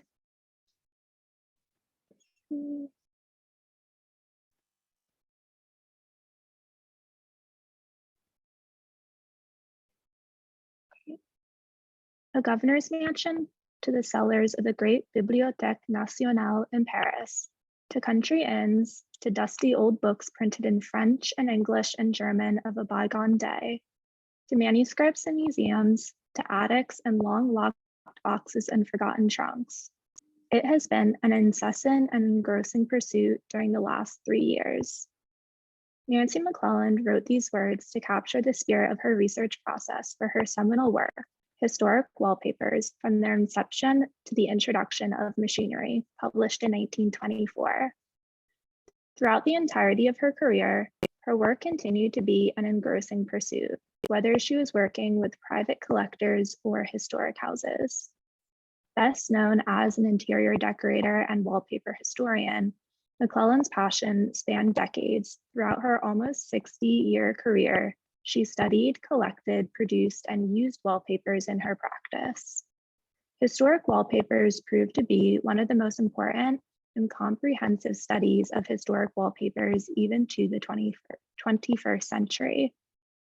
Published the same year as the opening of the American Wing at the Metropolitan Museum of Art, McClelland's work with historic wallpapers evolved simultaneously as exhibitions at art museums legitimized and endorsed interest in early American interiors during the colonial revival movement. Her scholarship and decorating practice led McClelland to lead 2 decorating projects of historic houses, the Morris Jumel Mansion in New York City and Brompton in Fredericksburg, Virginia. In these projects to be discussed, McClelland took the opportunity to disseminate her ideas of proper uses of wallpaper in historic settings. She graduated from Vassar College in 1897 and then began working for the Philadelphia Press, covering women's story arts in schools. Her introduction to decorating and antiques began at Wanamaker's department store in 1901, where she aided in window displays while working in their advertising department. She later founded 𝘗𝑰𝑀, the first dedicated antiques department in an American department store at Wanamaker's. McClelland traveled to Paris yearly on Wanamaker's behalf for shopping trips beginning in 1907 and continuing through the 1910s. Taking advantage of her time abroad, she began collecting wallpapers during her European shopping trips. She found historic paper samples, fragments, and whole rolls ranging from small floral motifs seen in the 18th and to the 19th century's popular scenic papers. It is probable that McClelland also took the opportunity to build her personal archive of wallpaper while she was collecting wallpapers for Wanamaker's. Then in March of 1922, she left Wanamaker's and opened her own firm and storefront, Nancy McClelland Incorporated, in New York City. She placed wallpaper at the forefront of her business from the beginning, as the first advertisements distinguished her as a specialist in hand-blocked papers, something she would become well known for throughout the remainder of her career. In addition to selling antiques, McClelland also printed her own wallpapers under her firm's name. These papers were either historic reproductions of 18th and 19th century wallpapers or some new modern designs. Her firm's balance sheets indicate that McClelland's contemporary and reproduction patterns were just as popular as her antique wallpaper inventory, and sales were often higher than her general antique sales. By June 1949, her gross wallpaper profits totaled $33,352, which is just over $380,000 today. And as it might be expected, McClellan promoted the use of wallpapers in all domestic interiors, believing there scarcely is a room in the house for which a wallpaper is lacking, whether formality or informality is the purpose. Her writings often emphasize the importance of a room's backdrop, a theme seen in the works and writings of 19th century designer decorators such as William Morris and A.J. Downing. In another book of hers, Wallpaper Old and New, McClellan wrote, quote, "Nothing more useful in furnishing a room has ever been invented than decorative paper and good design." For McClellan, good design and wallpaper typically referred to traditional styles from the French Ancien Regime, Georgian England, or from colonial and early America, rather than the more recent stylized patterns promoted by the arts and crafts or aesthetic movement designers. And while her expertise and approach to decorating with wallpaper evolved over time, she was heavily influenced by the growing colonial revival movement in the United States and likely by some of the collectors with whom she worked for. Her numerous trips to France enabled her to forge connections with French wallpaper manufacturers. Her firm worked with Monet, a French wallpaper manufacturer now owned by 𝘉𝘂, to produce her reproduction wallpapers, a few of which we can see here today. Monet printed its wallpapers using 18th century standards, so while many of McClellan's competitors reproduced historic designs using modern machine-aided techniques, most of McClellan's wallpapers were block printed on joined sheets of paper, just as wallpaper had been produced in the 18th century. However, some of McClellan's later wallpapers were also screen printed, like two of the examples on the screen, and they were likely made in the United States. Nonetheless, when comparing original 18th or 19th century fragments to McClellan's reproductions, there are a few discernible differences other than age. And unfortunately, archival records from her business reveal few other details about this partnership. And in addition to offering what she referred to as documentary colors, McClellan reproductions were also available in alternate colorways, like the green colorway seen on the screen. Or she sometimes offered enlarged motifs that still suited colonial revival interiors. This may have been done in an effort to promote nostalgia or maintain a traditional style in her interiors, yet also appeal to modern consumers interested in historic wallpaper designs. In period decorating projects in historic homes, it enabled McClellan to capture the spirit of a historic wallpaper while also applying her sense of a proper color palette to the room. Decorators, McClellan included, created interiors in an effort to capture what she called the spirit of the past, not necessarily to create historically accurate spaces. Decorating with 18th century antiques and reproductions was the fashion in the early 20th century. McClellan's contemporaries, such as Ruby Ross Wood, Jeanette Lanyon, and Dorothy Draper, created similar interiors using antiques and reproductions for their wealthy clientele. However, McClellan was more scholarly inclined than many other decorators, as she also researched historic decorating practices for her various books, which also included the Practical Book of Wallpaper, of Decorative Wall Treatments, and Furnishing the Colonial and Federal House, in addition to her historic wallpapers. McClellan sent many wallpaper fragments and designs to Monet for reproduction. Before sending designs to France, she employed designers to sketch the designs seen on the left from samples found in situ on bandboxes or miscellaneous fragments in her collection. The artists who sketched the reproductions are unknown, yet it is unlikely that McClellan personally executed any of the design work herself. When working with Electra 𝘉𝘂𝘪𝘈 of Shelburne, Vermont, McClellan reproduced a few wallpapers from fragments on Webb's collection of 19th century bandboxes. At least 3 bandboxes can be linked to McClellan reproductions, one of which includes Providence House, which we can see here. The Providence House bandbox was found by Webb in the old Market House in Providence, Rhode Island, and reproduced by McClellan in 6 different colorways. Later on, McClellan would use his paper at Prompton. McClellan's reproduction work at Shelburne coincides with her increasing interest in historic projects, as she began reproducing wallpapers for numerous historic sites such as Mount Vernon, the John Brown House in Rhode Island, and Colonial Williamsburg. She met important collectors of early American antiques as they were building their collections through her work at 𝘗𝘰𝘳𝘄𝑚 and her eponymous firm. Additionally, her writings and commissions established her as a reputation as an esteemed historian and credible source for private collectors, such as Electra 𝘉𝘂𝑚𝑒yer-Webb, who you can see her living room here, or Henry Francis Dupont of Winterthur. Webb was known to love wallpaper and was known to have frequently even changed out the wallpaper house at Shelburne. McClellan and Webb evidently enjoyed a close and dynamic working relationship. McClellan reproduced a few wallpapers from fragments found on her on Webb's bandboxes, as previously mentioned. She also published wallpapers from Webb's collection in Historic Wallpapers. Seen here, we can see Napoleon at Arcola Bridge.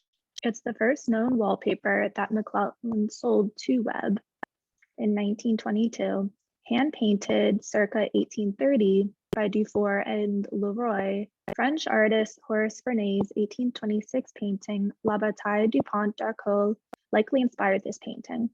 In 1922, Webb paid $400 for 3 panels of this wallpaper, which approximates to just over $6,000 today, and hung it in the formal living room, albeit, I believe briefly, of the brick house at Shelburne. However, today you can still see an example of McClellan's work at Shelburne, and this is one of her contemporary pieces. Between 1936 to 1938, McClellan's firm created Feathers, which hangs in the entrance hall of the brick house. This Art Deco wallpaper replaced a 1919 Thomas Strahan and Company reproduction of a circa 1790 wallpaper titled Pastoral. McClellan's firm independently designed wallpapers, and unfortunately, no documentation exists which to indicate what may have been its inspiration. However, the Shelburne Museum suggests that the abstract design recalls the swirled aesthetic of the hooked rugs throughout the house, possibly serving as its inspiration. Unfortunately, as I mentioned, the exact nature of the women's relationship is not clear, and it is impossible to say if one woman had more influence in these designs than the other. McClellan's reputation as an authority on period decorating led her to lead the redecoration of 2 houses in the 1940s, the Morris-Jumel Mansion and Brompton. The Morris-Jumel Mansion presented McClellan with a unique problem regarding the time period to interpret the house. Built in 1765 for British Colonel Roger Morris and his American wife, Mary Phillips, the house was later occupied by Eliza and Stephen Jumel in the early 19th century. McClellan's solution was to divide the house, dedicating the first floor to the 18th century Morrises and the second floor to the Jumels. McClellan's work within the realm of historic restoration and redecoration reveals her as a product of her time. It would be decades before scholars articulated an awareness that colonial revival interiors were in fact a 20th century interpretation of 18th century spaces. This is important to understand when considering McClellan's use of wallpaper in her period decorating projects, as the concepts and tenets of historic restoration were different from today's standards. She used the little archival evidence that was available about the homes she was decorating. However, letters, inventories, and other period sources were often scant. This resulted in decorating rooms so that they just had the air of the 18th or 19th century. McClellan once acknowledged this, saying, quote, "It is almost impossible to restore them so that they will mirror faithfully the life they have led." Further, as the Morris-Jumel Mansion is a public museum, McClellan knew that the interiors she created could influence how museum visitors would decorate their own colonial revival houses. She donated 4 of her firm's wallpapers to the mansion, 3 of which I will cover today. The entrance hall features 𝘗𝘰𝘨𝘴𝘴𝘪𝘵, a neoclassical arabesque paper, which was based on a French wallpaper. Located on the first floor of the house, this paper is meant to reflect what the Morrises may have had in their colonial home. However, due to their loyalist ties, Morrises more likely would have chosen an English wallpaper, not French. And while 21st century historians might ascribe this as an ill-informed choice, McClellan often used French and English decorative arts interchangeably in her residential practice, thus likely leading her to see this as a suitable wallpaper pattern. The toy room on the second floor also presents modern-day scholars with some questions. McClellan chose a wallpaper titled Chanson Votante, produced in partnership with 𝘊𝘭𝑒𝘮𝘪𝘵𝘩𝘦𝘮 between 1930 to 1937. Nursery rhyme phrases interspersed throughout the imagery includes playful descriptions of dancers on bridges and shepherdesses and their sheep. While it certainly is a fun and playful choice, the 𝘗𝘰𝘪𝘮 would never have had a paper like this. Nursery wallpapers were introduced to the market in the 1850s, but did not gain popularity until the end of the 19th century. McClellan's choice is more of a reflection of a child's bedroom in the 1940s, and not representative of anything that the 𝘗𝘰𝘪𝘮 may have even had, despite one of McClellan's contemporary critics citing it as a, quote, authentic background, which that quote demonstrates the wallpaper's apparent resonation with contemporary audiences and trends. Madame 𝘗𝘰𝘪�'s bedroom perhaps best captures the spirit of how the 𝘗𝘰𝘪𝑗 would have actually decorated, as it reflects Eliza 𝘗𝘰𝘪�'s Francophile interests and aspirations. The room is filled with French furniture, complemented by an Empire-style drapery wallpaper, a style popularized by Napoleon in the 1820s. McClellan's firm reproduced this wallpaper titled Josephine from a 19th century Dufour example that McClellan had found, likely during one of her many shopping trips to Europe. A popular style in the early 19th century, it is entirely possible that the 𝘗𝘰𝘪𝑗 would have chosen a paper like this, thus confirming that McClellan truly did capture the spirit of this room. And just like the Morris 𝘗𝘰𝘪 mansion, Brompton's various historic residents presented a challenge for its redecoration. Purchased by the University of Mary Washington in 1946, McClellan was commissioned to decorate the house as it was to serve as the home for the university's president. The earliest structures of the house likely dated to the 1730s, while most of the existing structure was built in 1840 in a classical Greek revival style. The home's primary residents were the Maury family, who owned the house throughout much of the 19th century. However, McClellan believed the house should have been decorated as an 18th century Georgian house, not a Civil War era classical revival home. McClellan consulted with contemporary scholars such as Fisk Kimball, former curator of the Philadelphia Museum of Art, and Metropolitan Museum of Art and Winterthur curator Joseph Downs. Yet, due to the university's ownership, McClellan had to comply with the university's board of directors' wishes for the house. However, she was able to softly assert her opinions on the house's interpretation through her wallpaper choices. She again used 𝘗𝑰𝘭𝑥𝑒𝑦 in the rear traverse hall on the first floor of this house, and added Providence House in the library, both neoclassical wallpapers. In the Morris 𝘗𝘰𝘪𝘮 mansion, the wallpaper was used in a space interpreting pre-revolutionary America. McClellan thus used her wallpaper choices to balance her ideas with the board of directors' wishes. These choices seem to be in keeping with her desire to decorate Brompton as an 18th century Georgian home. She hung a long panel of scenic wallpaper titled *Les Rives du Bosphore, or the Banks of the Bosphorus, printed by Dufour in the entry hall of the house.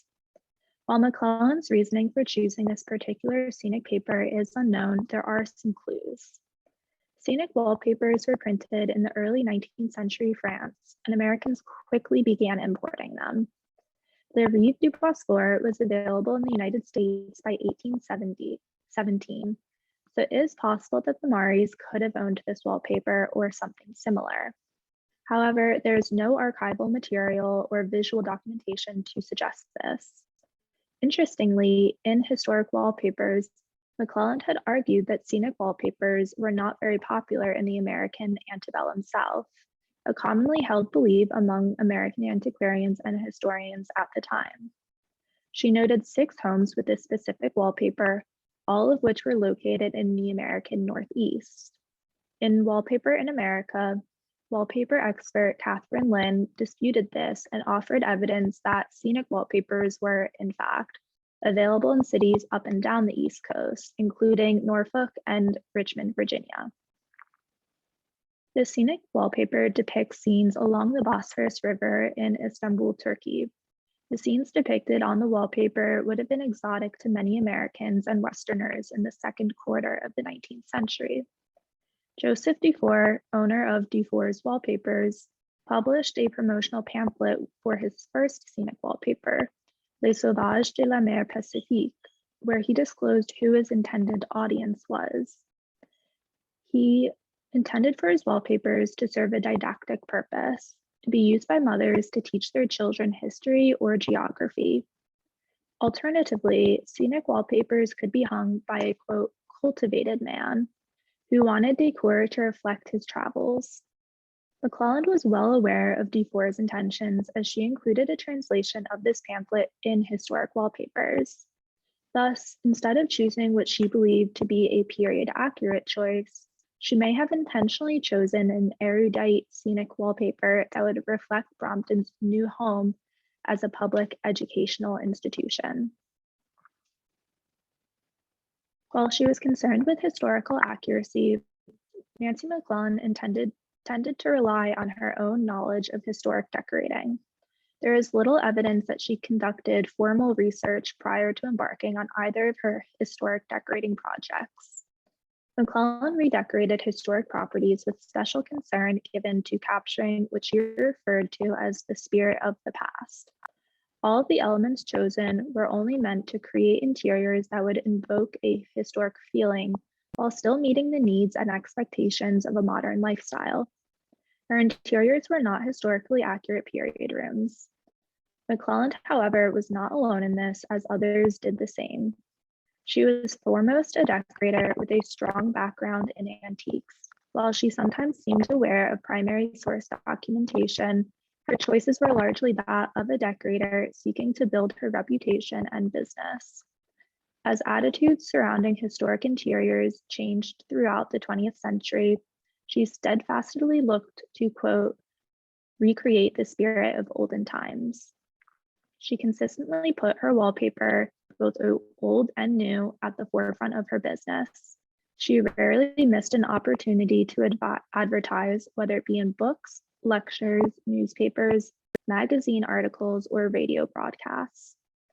McClelland's declaration that nothing is more useful in a room's design than wallpaper. It's a perfect encapsulation of her fascination with wallpaper. Her scholarly writing and frequent use in her practice prove that wallpaper truly was the most engrossing pursuit for her.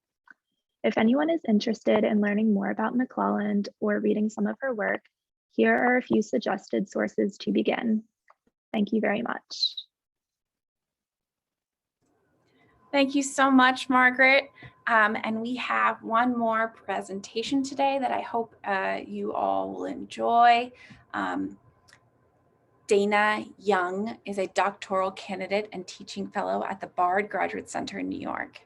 Specialized in East Asian decorative arts, she is particularly interested in early modern ceramics and their pivotal role in transnational maritime trade, as well as in Japanese tea culture.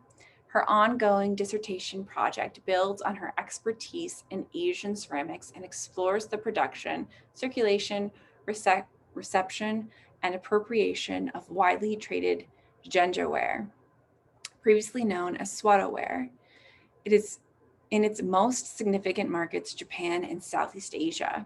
Her work complicates the paradigm of export Asian porcelains, recovers the glory of marginalized trade ceramics for diverse Eastern markets, and recasts varied Asian identities as they were contended, compromised, and constructed throughout porous Asian borders at the turn of the 17th century. Prior to joining the BGC, Dana got an MA in Museum Studies and Museum Anthropology from Columbia University and has since conducted museum and archival research in Japan, China, the Netherlands, and England, in addition to the United States. And we are thrilled to have her. Thank you so much. Thanks, Carrie, for a very kind introduction.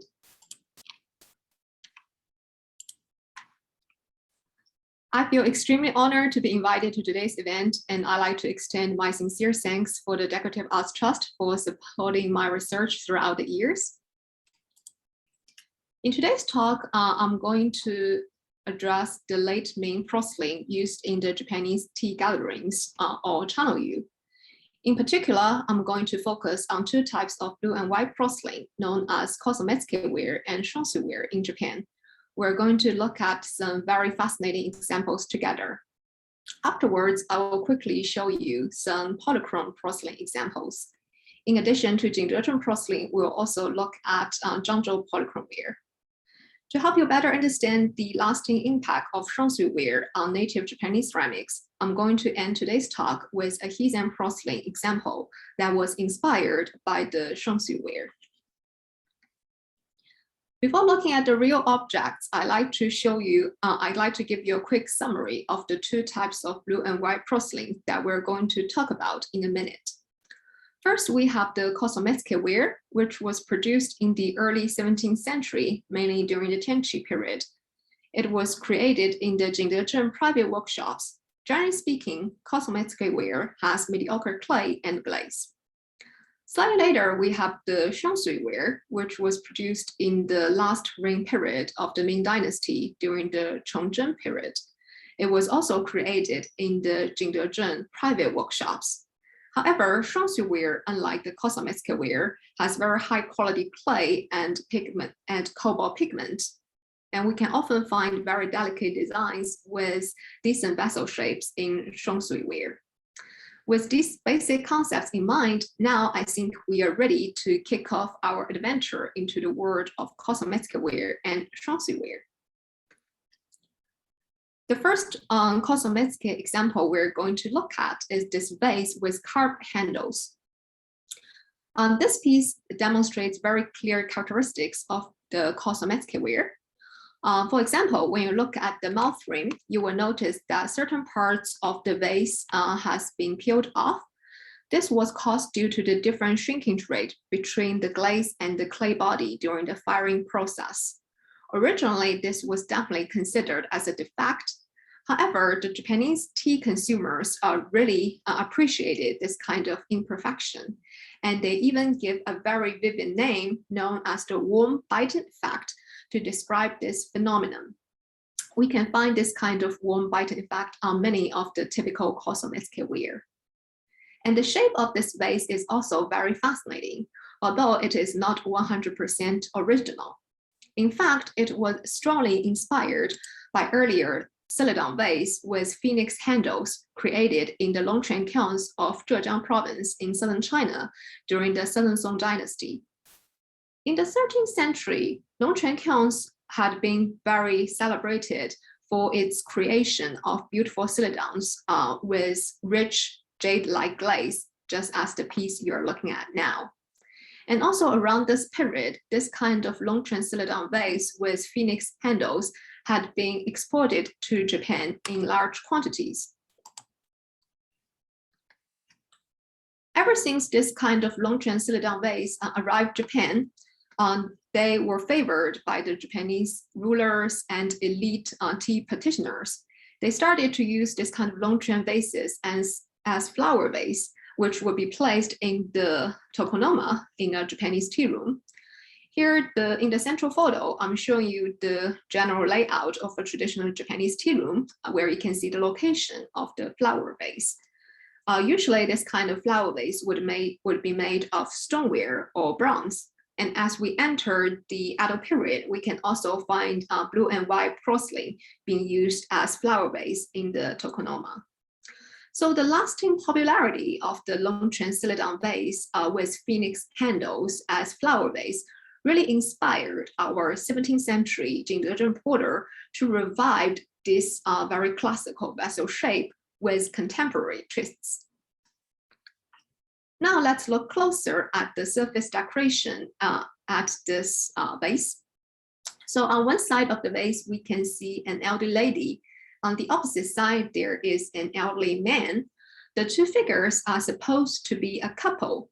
So how do we know that? Because this motif was actually based on a very popular Japanese knot play known as takasako. That's why our blue and white porcelain vase was also known as the takasako vase in Japan. So here I'm showing you a very standard representation of the takasako story on Japanese decorative artwork.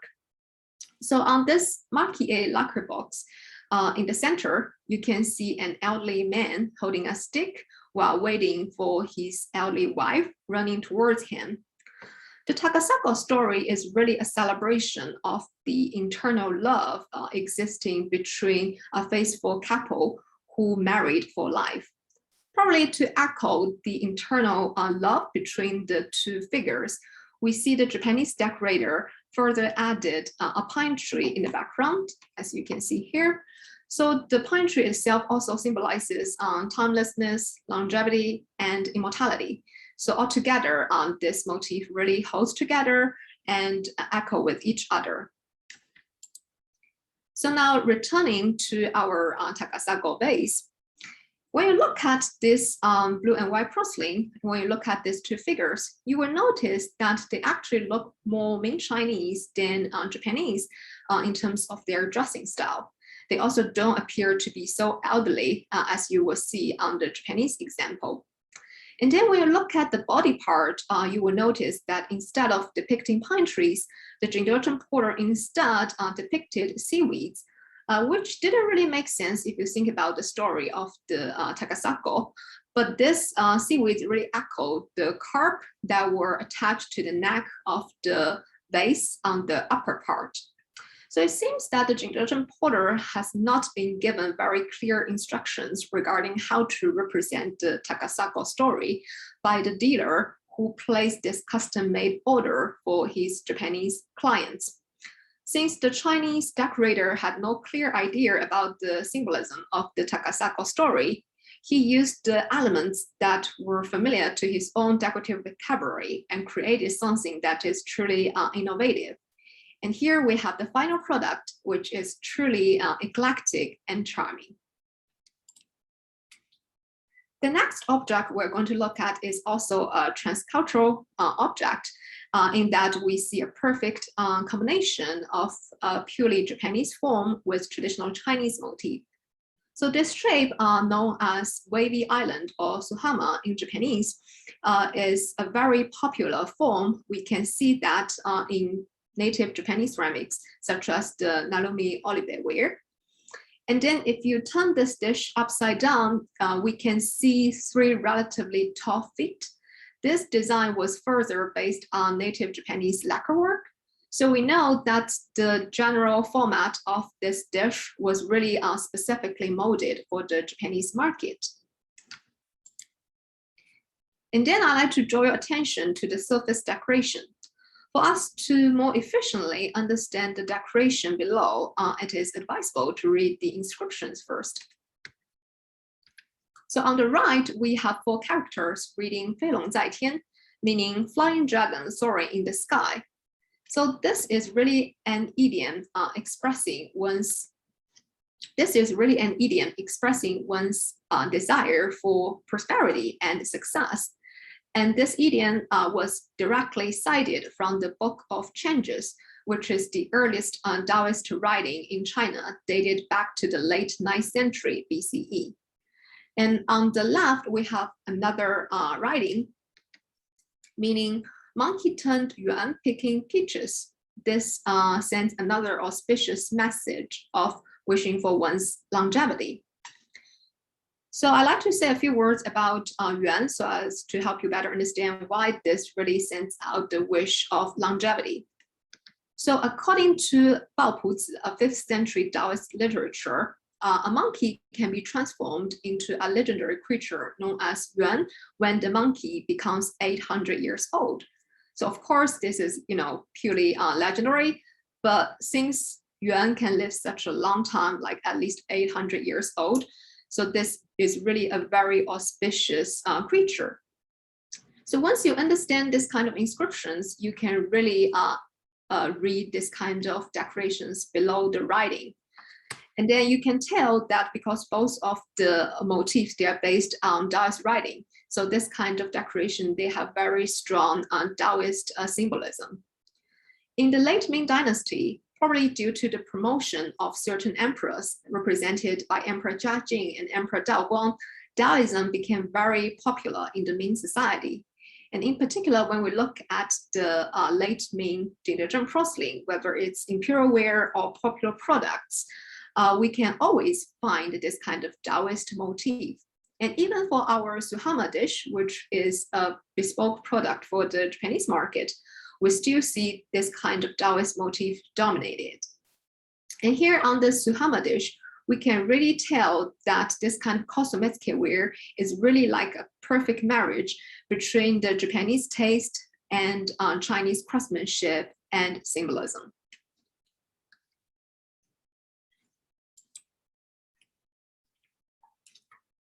So certain 𝘗𝘰𝘪𝘵 pieces really demonstrates exclusively Japanese flavor, such as the freshwater jar we are looking at now. This piece, whether from its shape to its function to its surface design, it all demonstrates purely Japanese aesthetics. So the design itself, with the petal and the net, it's really became very popular starting from the late Momoyama period. And this popularity continued into the early Edo period. We infer that the very rich fishing culture in Japan really contributed to the popularity of this simple but elegant motif. And there are certain pieces in the category of 𝘗𝘰𝘪𝘵 ware that was not originally created specifically for the Japanese market. Instead, they were created both for the Chinese and the Japanese market, such as the crab-shaped stand you are looking at now. So this stand, when it was used in China, it will actually be used as a brush stand and will be placed on the desk inside a scholar's study. However, when it arrived in Japan, the Japanese teamen would repurpose it and used it as a lid rest for a tea kettle instead. On the right, in the photo, I highlighted a more standard lid rest that was made of bamboo knot. So if you want to be a very creative tea host and will really want to impress your guests, it would really be a good idea to use our lifelike blue and white crab-shaped stand as a lid rest. It will really impress the guests, and it will be a very good conversation starter in the channel use setting. The popularity of this kind of crab-shaped lid was definitely flourished during the Edo period. As we see from the Edo tea records, there would actually be a specific subcategory of crab-shaped lid rest in the Edo period. So we know that the Japanese tea practitioners definitely favored this kind of lifelike lid rest. So much for the 𝘗𝘰𝘪𝘵 ware. Now let's switch attention and look at the 双穗 ware. This particular 双穗 piece you're looking at now has generally been considered as one of the best 双穗 examples that have been preserved in Japan to this day. Whether from its porting or from its decorating, this mandarin-shaped freshwater jar is truly a masterpiece. So the shape itself is based on mandarin, a very common fruit in East Asia. However, this kind of mandarin-shaped jar was not so common in Ming China. So we think this particular object was really specifically created for the Japanese market. And then when we look at the decoration itself, this piece really demonstrates very characteristic 双穗 style decoration. So one big difference between 双序 and 𝘊𝘆𝑚𝑒tzky is that on 双序 we can always find geometric patterns. For example, here along the rim of the lid and also around the neck of the body, we can see this kind of geometric patterns like the polka dot-like patterns. And also we have the Buddhist symbols of 10,000 blessings interspersed with this kind of polka dot-like patterns. And then beneath that, we have the central motif, which is an idealized landscape full of auspicious creatures and plants. We have the bamboo and pine trees. Both of the plants can be symbols of longevity and integrity. And also here in the center, we have our familiar monkey-like yuan creatures, which really reminds us of the suhama dish that we just talked about. Here, I like to juxtapose the two pieces because I think it will help you better penetrate the differences between 𝘊𝘆𝑚𝑒tzky and 双序 First, when we look at the 𝘊𝘆𝑚𝑒tzky, the suhama dish, you will notice that along the rim, there is this clear warm biting effect. By contrast, when we look at the 双序 piece, there is no such peeling off effect. This is because the 双序 as I mentioned at the beginning of the talk, is generally very high quality porcelain. So the combination of the glaze and the clay is usually very firm and tight. And another difference that you will notice is that if we look at the specific representation of the yuan creature, you will notice how the 双序 decorator was really most skillful at using this kind of gradation of the cobalt pigment to really create the three-dimensionality of the yuan creature. And also notice how the cobalt pigment used on the 双序 really demonstrate deeper shade. It's much brighter and vibrant. So the cobalt pigment used on the 双序 is really of higher quality than the watery cobalt that you will usually find on the 𝘊𝘆𝑚𝑒tzky. Despite all these technical differences, there is still continuation between the 𝘊𝘆𝑚𝑒tzky and the 双序 You notice how there is a sharing of motif, this kind of Taoist motif of longevity, and also we see this kind of auspicious creatures. They really continued on the 双序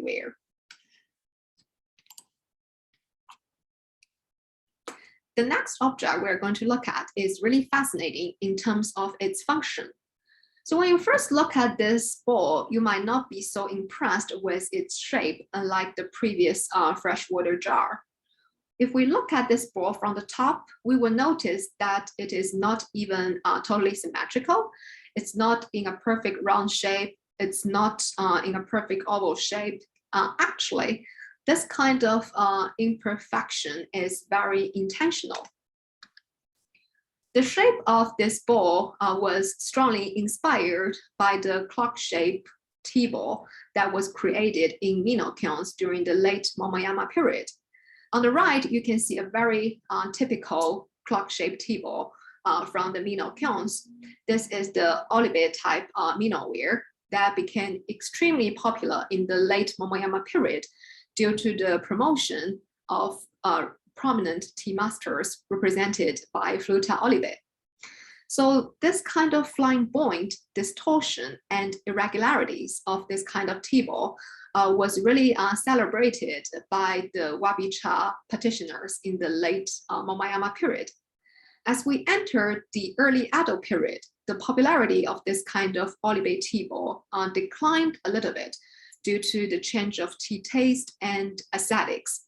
However, the organic form of such tea ball was still popular among the tea men.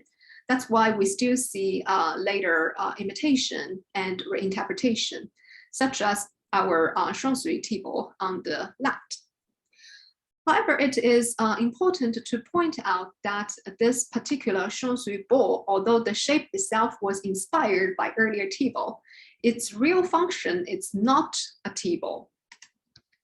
In fact, it was used as a set of 5, and they were altogether used as side dishes or mukosuke in the kaiseki meal, which is a very light meal served in between different tea sessions throughout the Channel practice, so as to help the tea guests really stay energetic throughout this very long process. Because for a very formal Channel practice, it can last as long as 6 to 8 hours. So the kaiseki meal really makes sure that they won't feel too hungry or exhausted after the entire practice.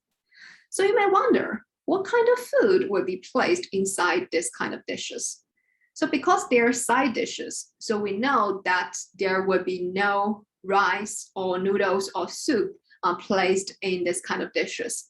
Instead, we would have sashimi or salad or bigger vegetables being served inside this kind of dishes.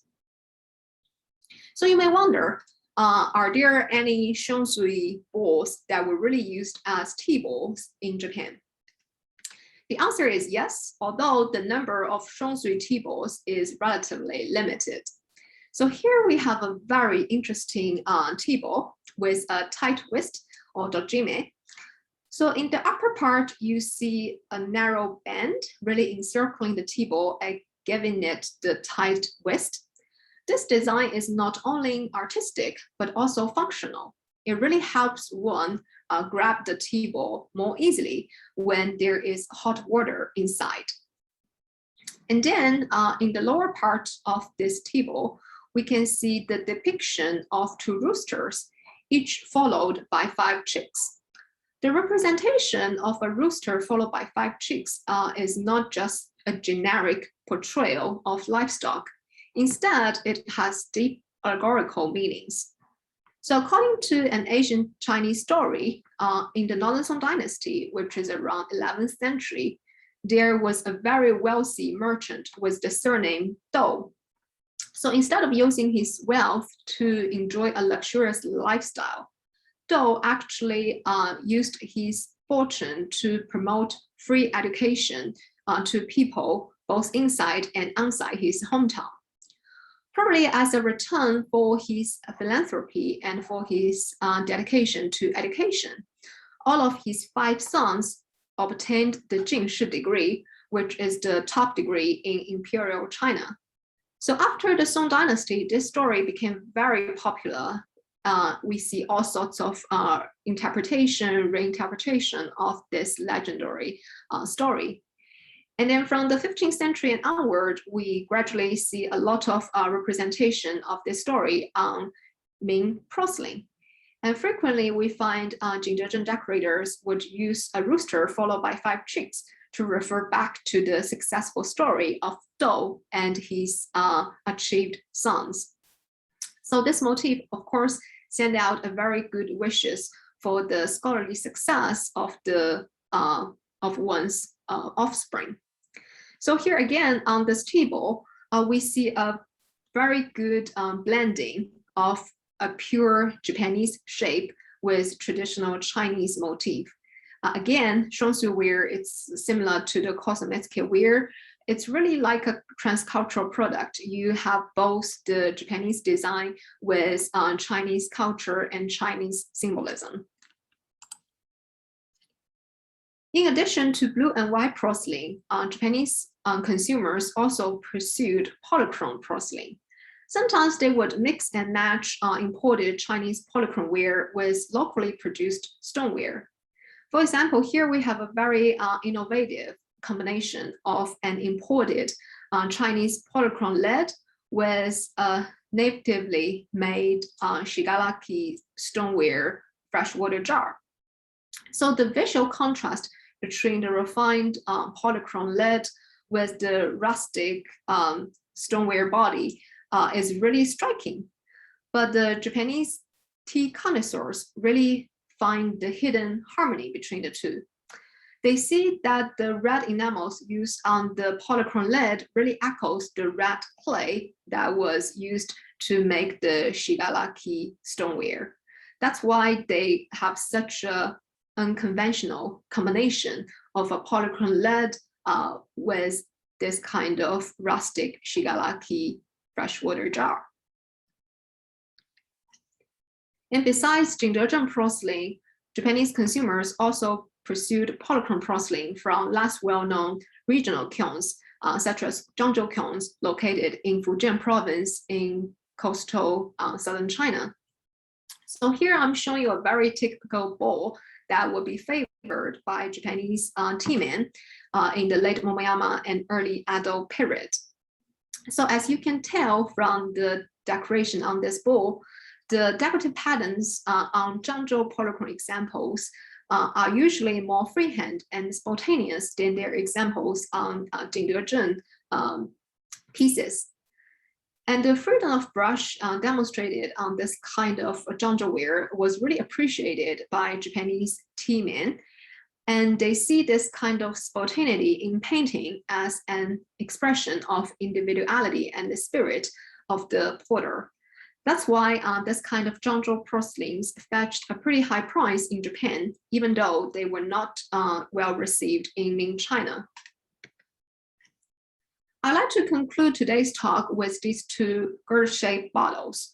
So on the left, we have a 𝘗𝘰𝘪𝘵 type Hendzen porcelain that was created in the 1650s.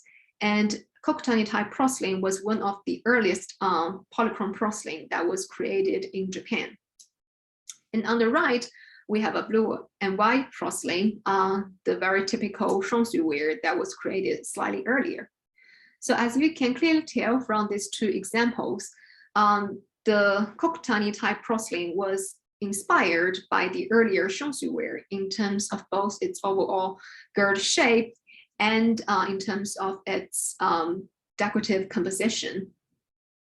So at that time, the 𝘗𝘰𝘪𝘵 type Hendzen porcelain, when it was first created in the Kyushu Island in Western Japan, was considered to be a very prestigious type of porcelain, and it was very highly prized. The fact that the Hendzen decorator would choose to be inspired by earlier 𝘗𝘰𝘪𝘴𝘏 really betrayed the fact that 𝘗𝘰𝘪𝘴𝘏 received wide popularity and pride among elite Japanese consumers. That's why the Hendzen porters, as soon as they started to create their own high-end products, they would be eager to imitate 𝘗𝘰𝘪𝘴𝘏 that were popular among their target consumers. So as you can tell from today's very brief talk, the 𝘗𝘰𝘪𝘴𝘏, together with the 𝘗𝘰𝘪𝑚𝑒tzke-ware, although created in China, they were deeply rooted in traditional Japanese aesthetics and society. I hope you think this talk will be inspiring, and I look forward to further discussion in the upcoming Q&A session. Thank you.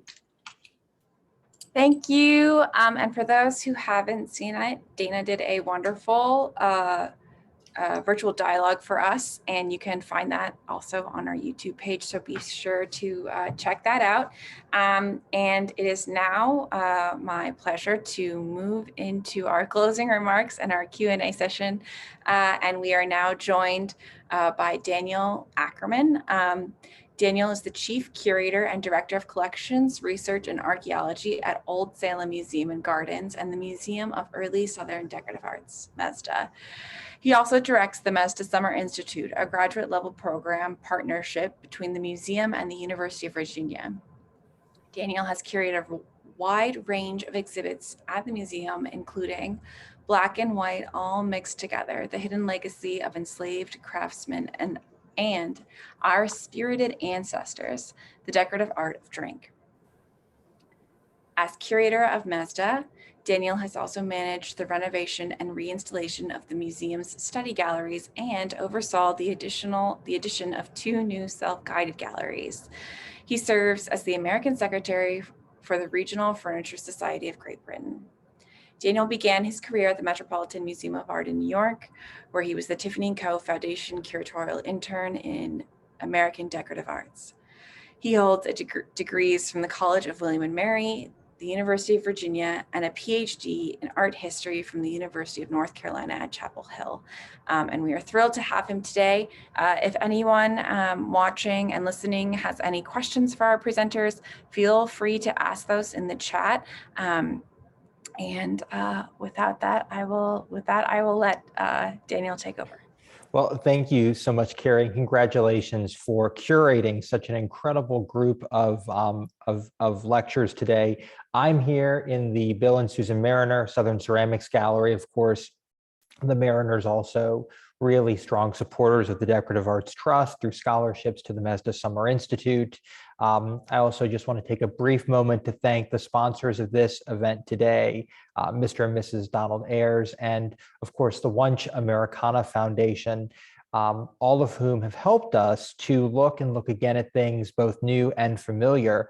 And I also want to reiterate that we would love questions from you in the audience, our attendees. You can either use the Q&A window or the chat window. We'll try to get to those. But let me go ahead and ask our presenters to go ahead and bring themselves back in, or at least be prepared to, because my questions, I hope, will be somewhat flexible, and that we'll all sort of take a role at answering at least some of them. But I did want to begin with a few individual questions. The first one to our last speaker, Diana. Just to say, I mean, the things you showed are absolutely stunning and beautiful, and they're not things that I've spent a lot of time being able to look at. And I was curious, where should somebody like me or people in our audience who want to see more of this material go to be able to see it firsthand? Thank you so much for the very good question. Unfortunately, nowadays might not be a good time because they're all located in Japan. And the very sad thing is a lot of top Japanese tea museums, they don't allow photos. So even if you go to the museum, you cannot take photos. So most of the photos I have, it's basically on their official photo. I'm not allowed to take photos even if I go to the museums. So another alternative option for us to have at the moment is to really get the catalogs from the Japanese museum, where you can check out this kind of Japanese tea ceramics. And that's, I think it's the only way we can really look at them firsthand at the moment.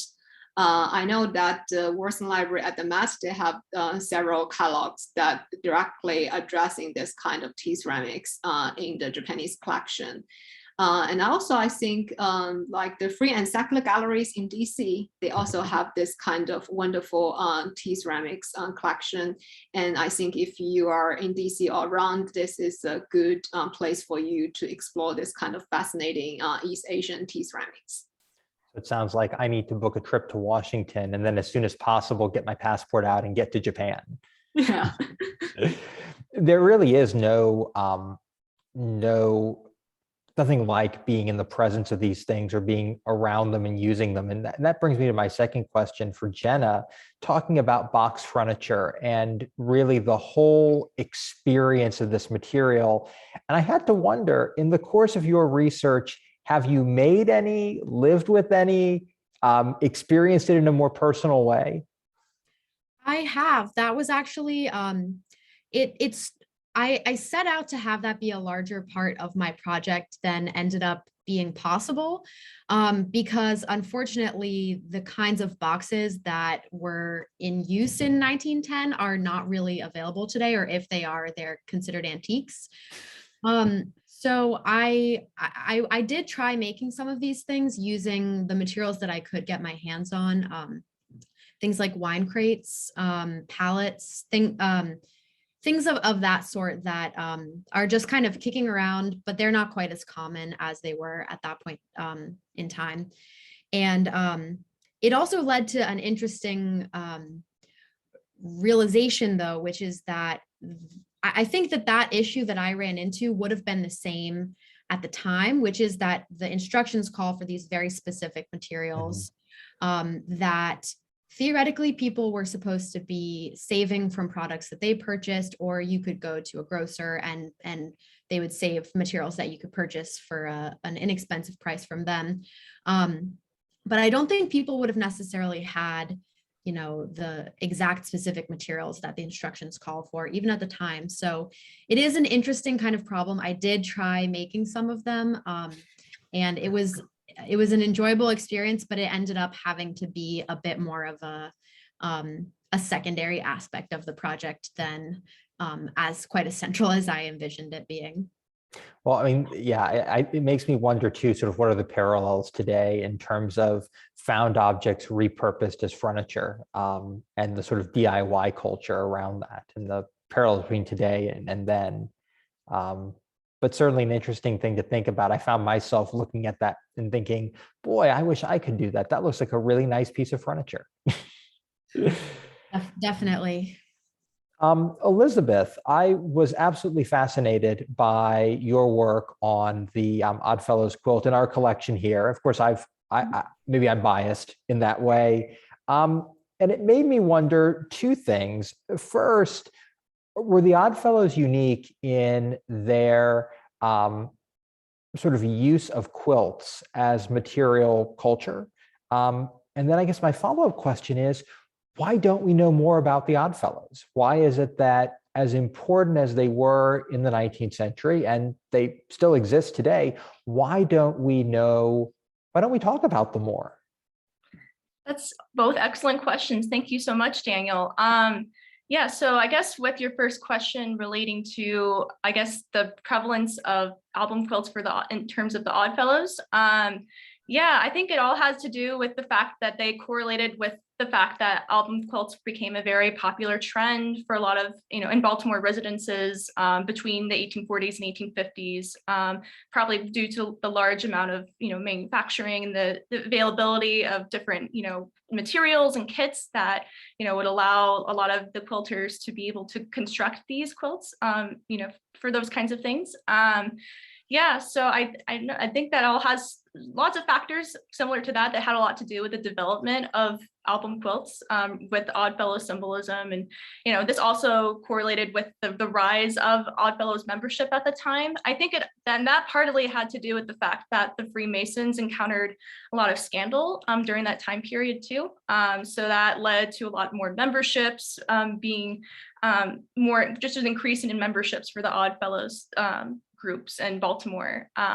So that's one, I think that's one part of my answer to your first question. But as for the second question, I would love to know why Oddfellows aren't as predominant as they once were. Well, I think that kind of goes along with a lot of other benevolent fraternal societies in America today, especially with the Freemasons, because they all seem to, not be as, active in their membership as once before. It's a lot of the membership has declined in recent years.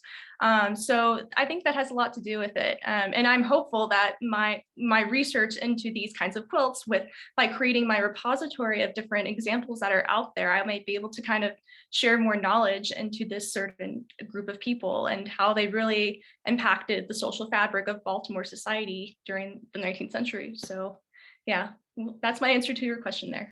More to see. I know we've talked about your work continuing and being published, hopefully, including your ever-growing database of Oddfellows quilts. Of course, anybody watching who has a quilt with anything they think might be an Oddfellows motif, let Elizabeth know.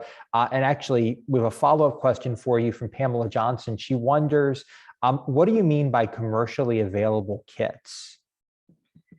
Yeah, excellent question. So I think it kind of varies. From my understanding, I want to say that there are a lot of, I guess the kit's kind of composed of different fabric versions or, different kinds of blocks like that were already pre-made, so that the other quilters could be able to purchase them and assemble them together in a, very collective, cohesive way. So that's pretty much, why, and I've noticed too that there's a lot of, for some quilts anyway, that a lot of, there are a few unfinished quilt blocks survive, which with the pieces basted in place. So that leads a lot of quilt historians like 𝘗𝘰𝘨𝘰𝘁 to believe that the designs were just distributed as pre-cut and they were basically the kits were basted and ready for the quilter to all stitch together there. So, but they helped, they were in charge of putting the fabrics and sewing them into the squares and having it all be placed, sewn and pasted or basted together to form these different kinds of album quilts. Yeah, I think that's correct. I think that explains why, for example, in Baltimore, there is this very definable tradition of these materials. Margaret, I absolutely love the colonial revival, and I found myself wanting to go onto Live Auctioneers during your presentation and look up like fragments of these wallpapers that I could buy.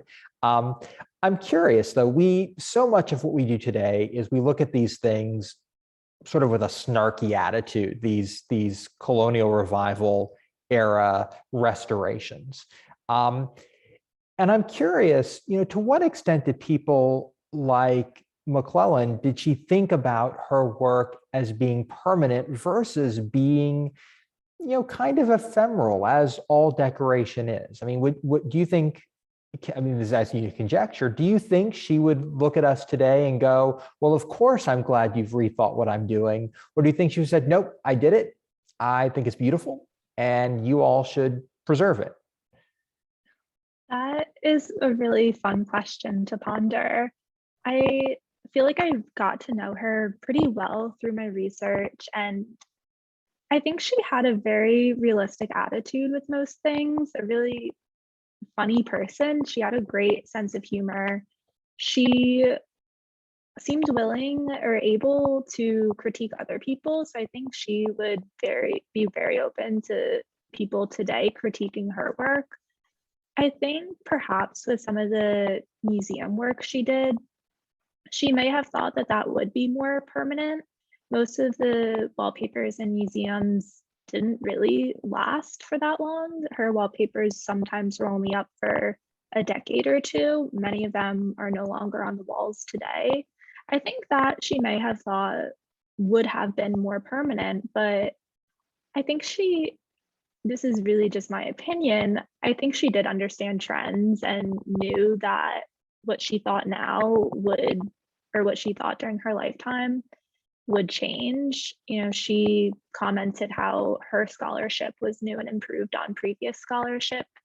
I think she understood that her work was ephemeral, and likely, I think just the nature of interior design and interior decorating, that's always going to be changing. And I think that is something she was very, very aware of. Well, and we have an interesting comment here from one of our audience members, Melissa Uram, who asks, is the current goal in decor and restoration of historic houses to be authentic or totally true rather than to aim for them in spirit? Which I think is an interesting question that we all struggle with. Yeah, absolutely. That is something that I kind of had to figure out first, to think about what is the difference between historic. We usually say historic restoration or preservation today. What's the difference between that and what McClellan was doing? And generally, I would say it seems to depend on the site. Some places want to preserve their structures as they are right now and not make any effort to restore things like the architecture or bring in furniture or other decorative objects, but other places do choose to do a full restoration, and that those projects largely depend on what documentation is available. Some places, many museums, are lucky to have inventories and records and photographic materials to tell people, curators today, what houses once looked like, and other places aren't so fortunate.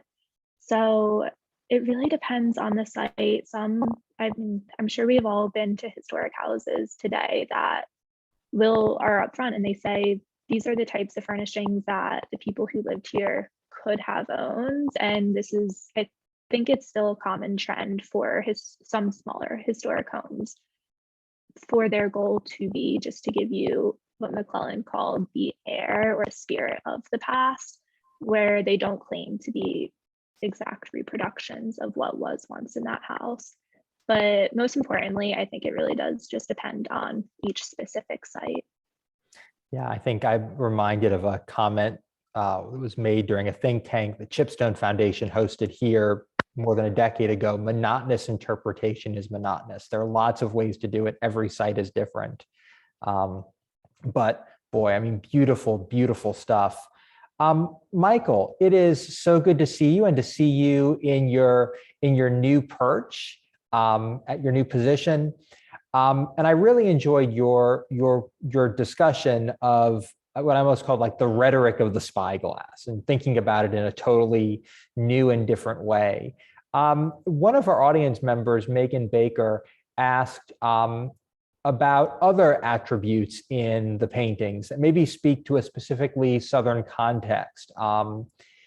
Things like the peaches and whiteness and blushing and those kinds of things. I mean, what are some of the other aspects that you're seeing and unpacking in new and interesting ways that are particularly visible within the portraits of Southern enslavers?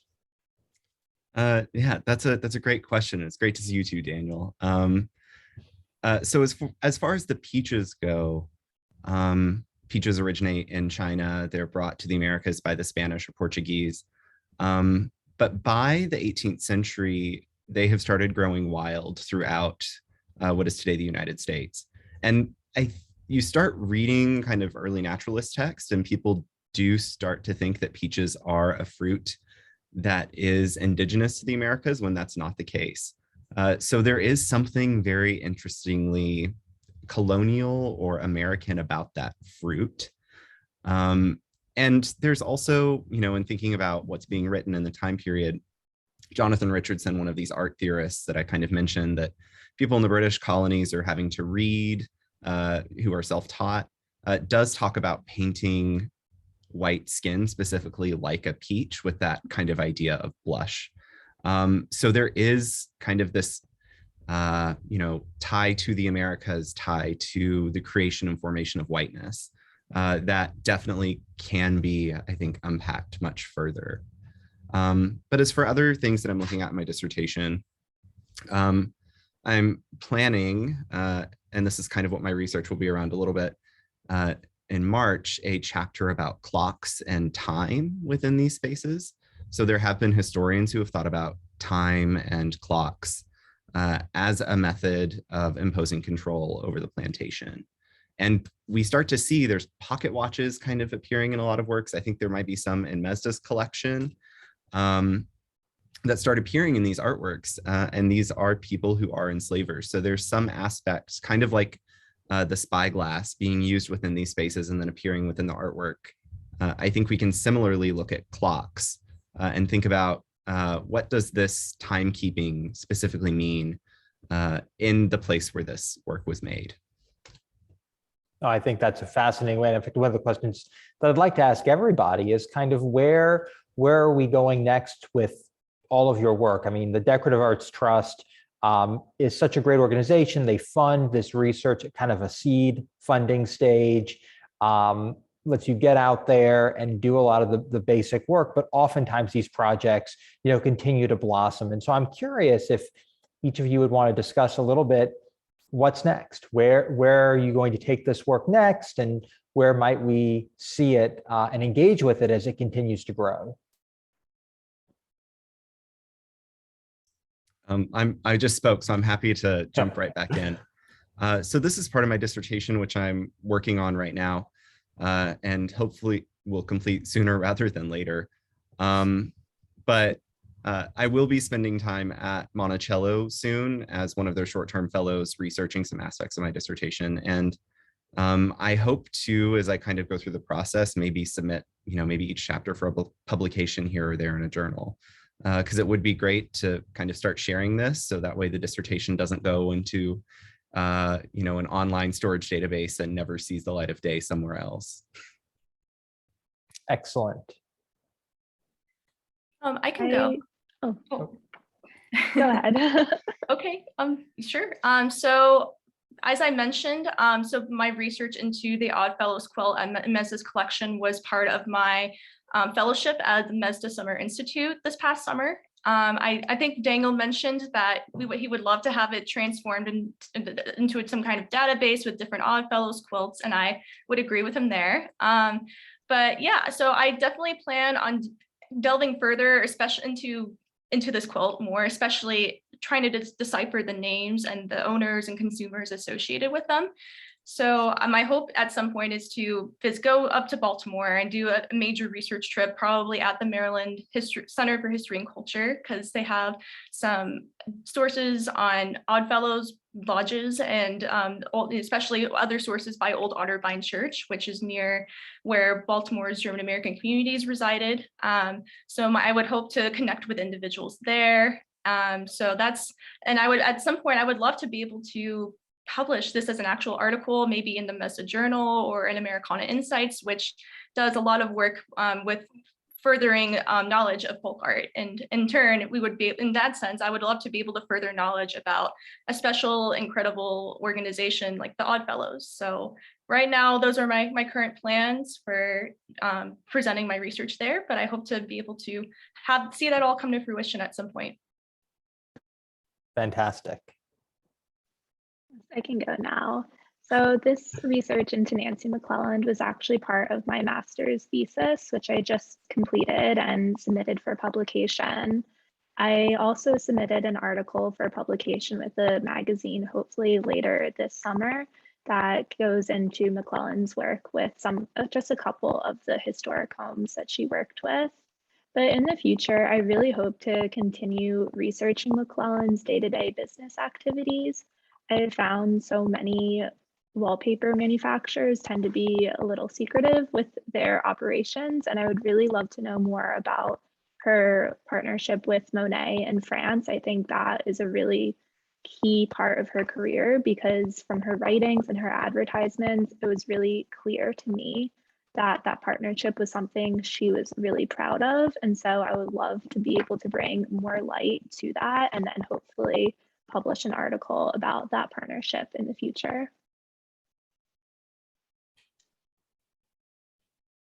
Hey, Diana, Jenna? Okay.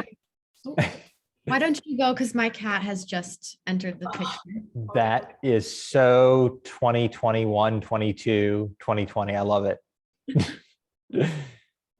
Yeah, so the talk I gave today is really grows out of my personal interest. It's not really directly related to my dissertation, but my dissertation also deals with this kind of, how 𝘉𝘁𝘀 porcelain was really traded to Japan and Southeast Asia. So it's kind of related, but not really directly relevant to my dissertation. I hope to publish what I presented today with more materials. But right now, with all this kind of travel restrictions, it's almost impossible for me to continue my research in Japan. And most of the tea materials, they're very restricted. So I have to get to Japan to get this kind of materials. So I would want to see if I can work out a plan B or plan C to try to really proceed with my personal research interest.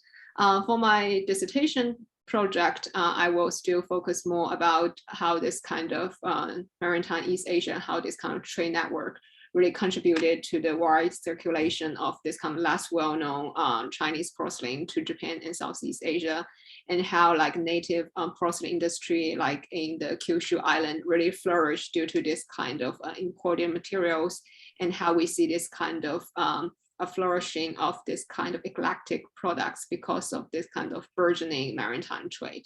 Yeah. Fantastic. I look forward to it, and I hope that we get to a point where travel becomes a lot easier. Yeah. Sooner rather than later. Yeah, definitely. Let's see. I can go. I think I'm the last one. So as I said in my talk, my research into box furniture is the subject of my master's thesis for the Winterthur program in American Material Culture, which I will be finishing up this spring. So I'm still in the process of writing my thesis. So I think I need to finish that first before I can decide what comes next, but it would be great in some capacity to be able to publish pieces of this research. I think there's also a lot more room for research. Despite the fact that I haven't come across any original items of box furniture, I do find it a little bit hard to believe that they don't exist. So it would be interesting to keep looking into that to see if I am able to find some. Louise Brigham also spent a lot of time in Europe. She initially devised her system of box furniture on the island of Spitsbergen, which is a very remote, very cold place off the coast of Norway. I believe that there could be materials there. She spent a lot of time in Austria and Germany. So there could be materials abroad that I haven't come across and that others who have researched this book in the United States have not come across. So there's definitely more opportunity for research as well. So I like to say that Matt Thurlow, I think there's a trip to Norway in the Decorative Arts Trust future. If there are no other questions from our audience, I just want to thank all of you again for such wonderful, insightful, and really inspiring research today. It's so much fun to spend part of a cold afternoon listening to what's happening out there in the world. And while I hate that we couldn't all be together in New York, I know I'm really looking forward to seeing how all of your work continues to develop. No, thank you so much. And I second Daniel's sentiments. This has been a really light spot in an otherwise dark and very cold winter. So thank you all so much. Thank you everyone who is watching and everyone who registered for this program, particularly those who registered as sponsors. I hope you all are imbibing and enjoying these lectures. And also thank you to Mr. and Mrs. Donald B. Ayers and the 𝘗𝘰𝘪𝘐𝑴 Foundation. Without their support, this program would not be possible. And just to remind everyone, all the proceeds from this program support the Trust's Emerging Scholars Program and helps to foster and support scholarship like that you heard today. A recording will be available later on next week, so look forward to that. And thank you all again.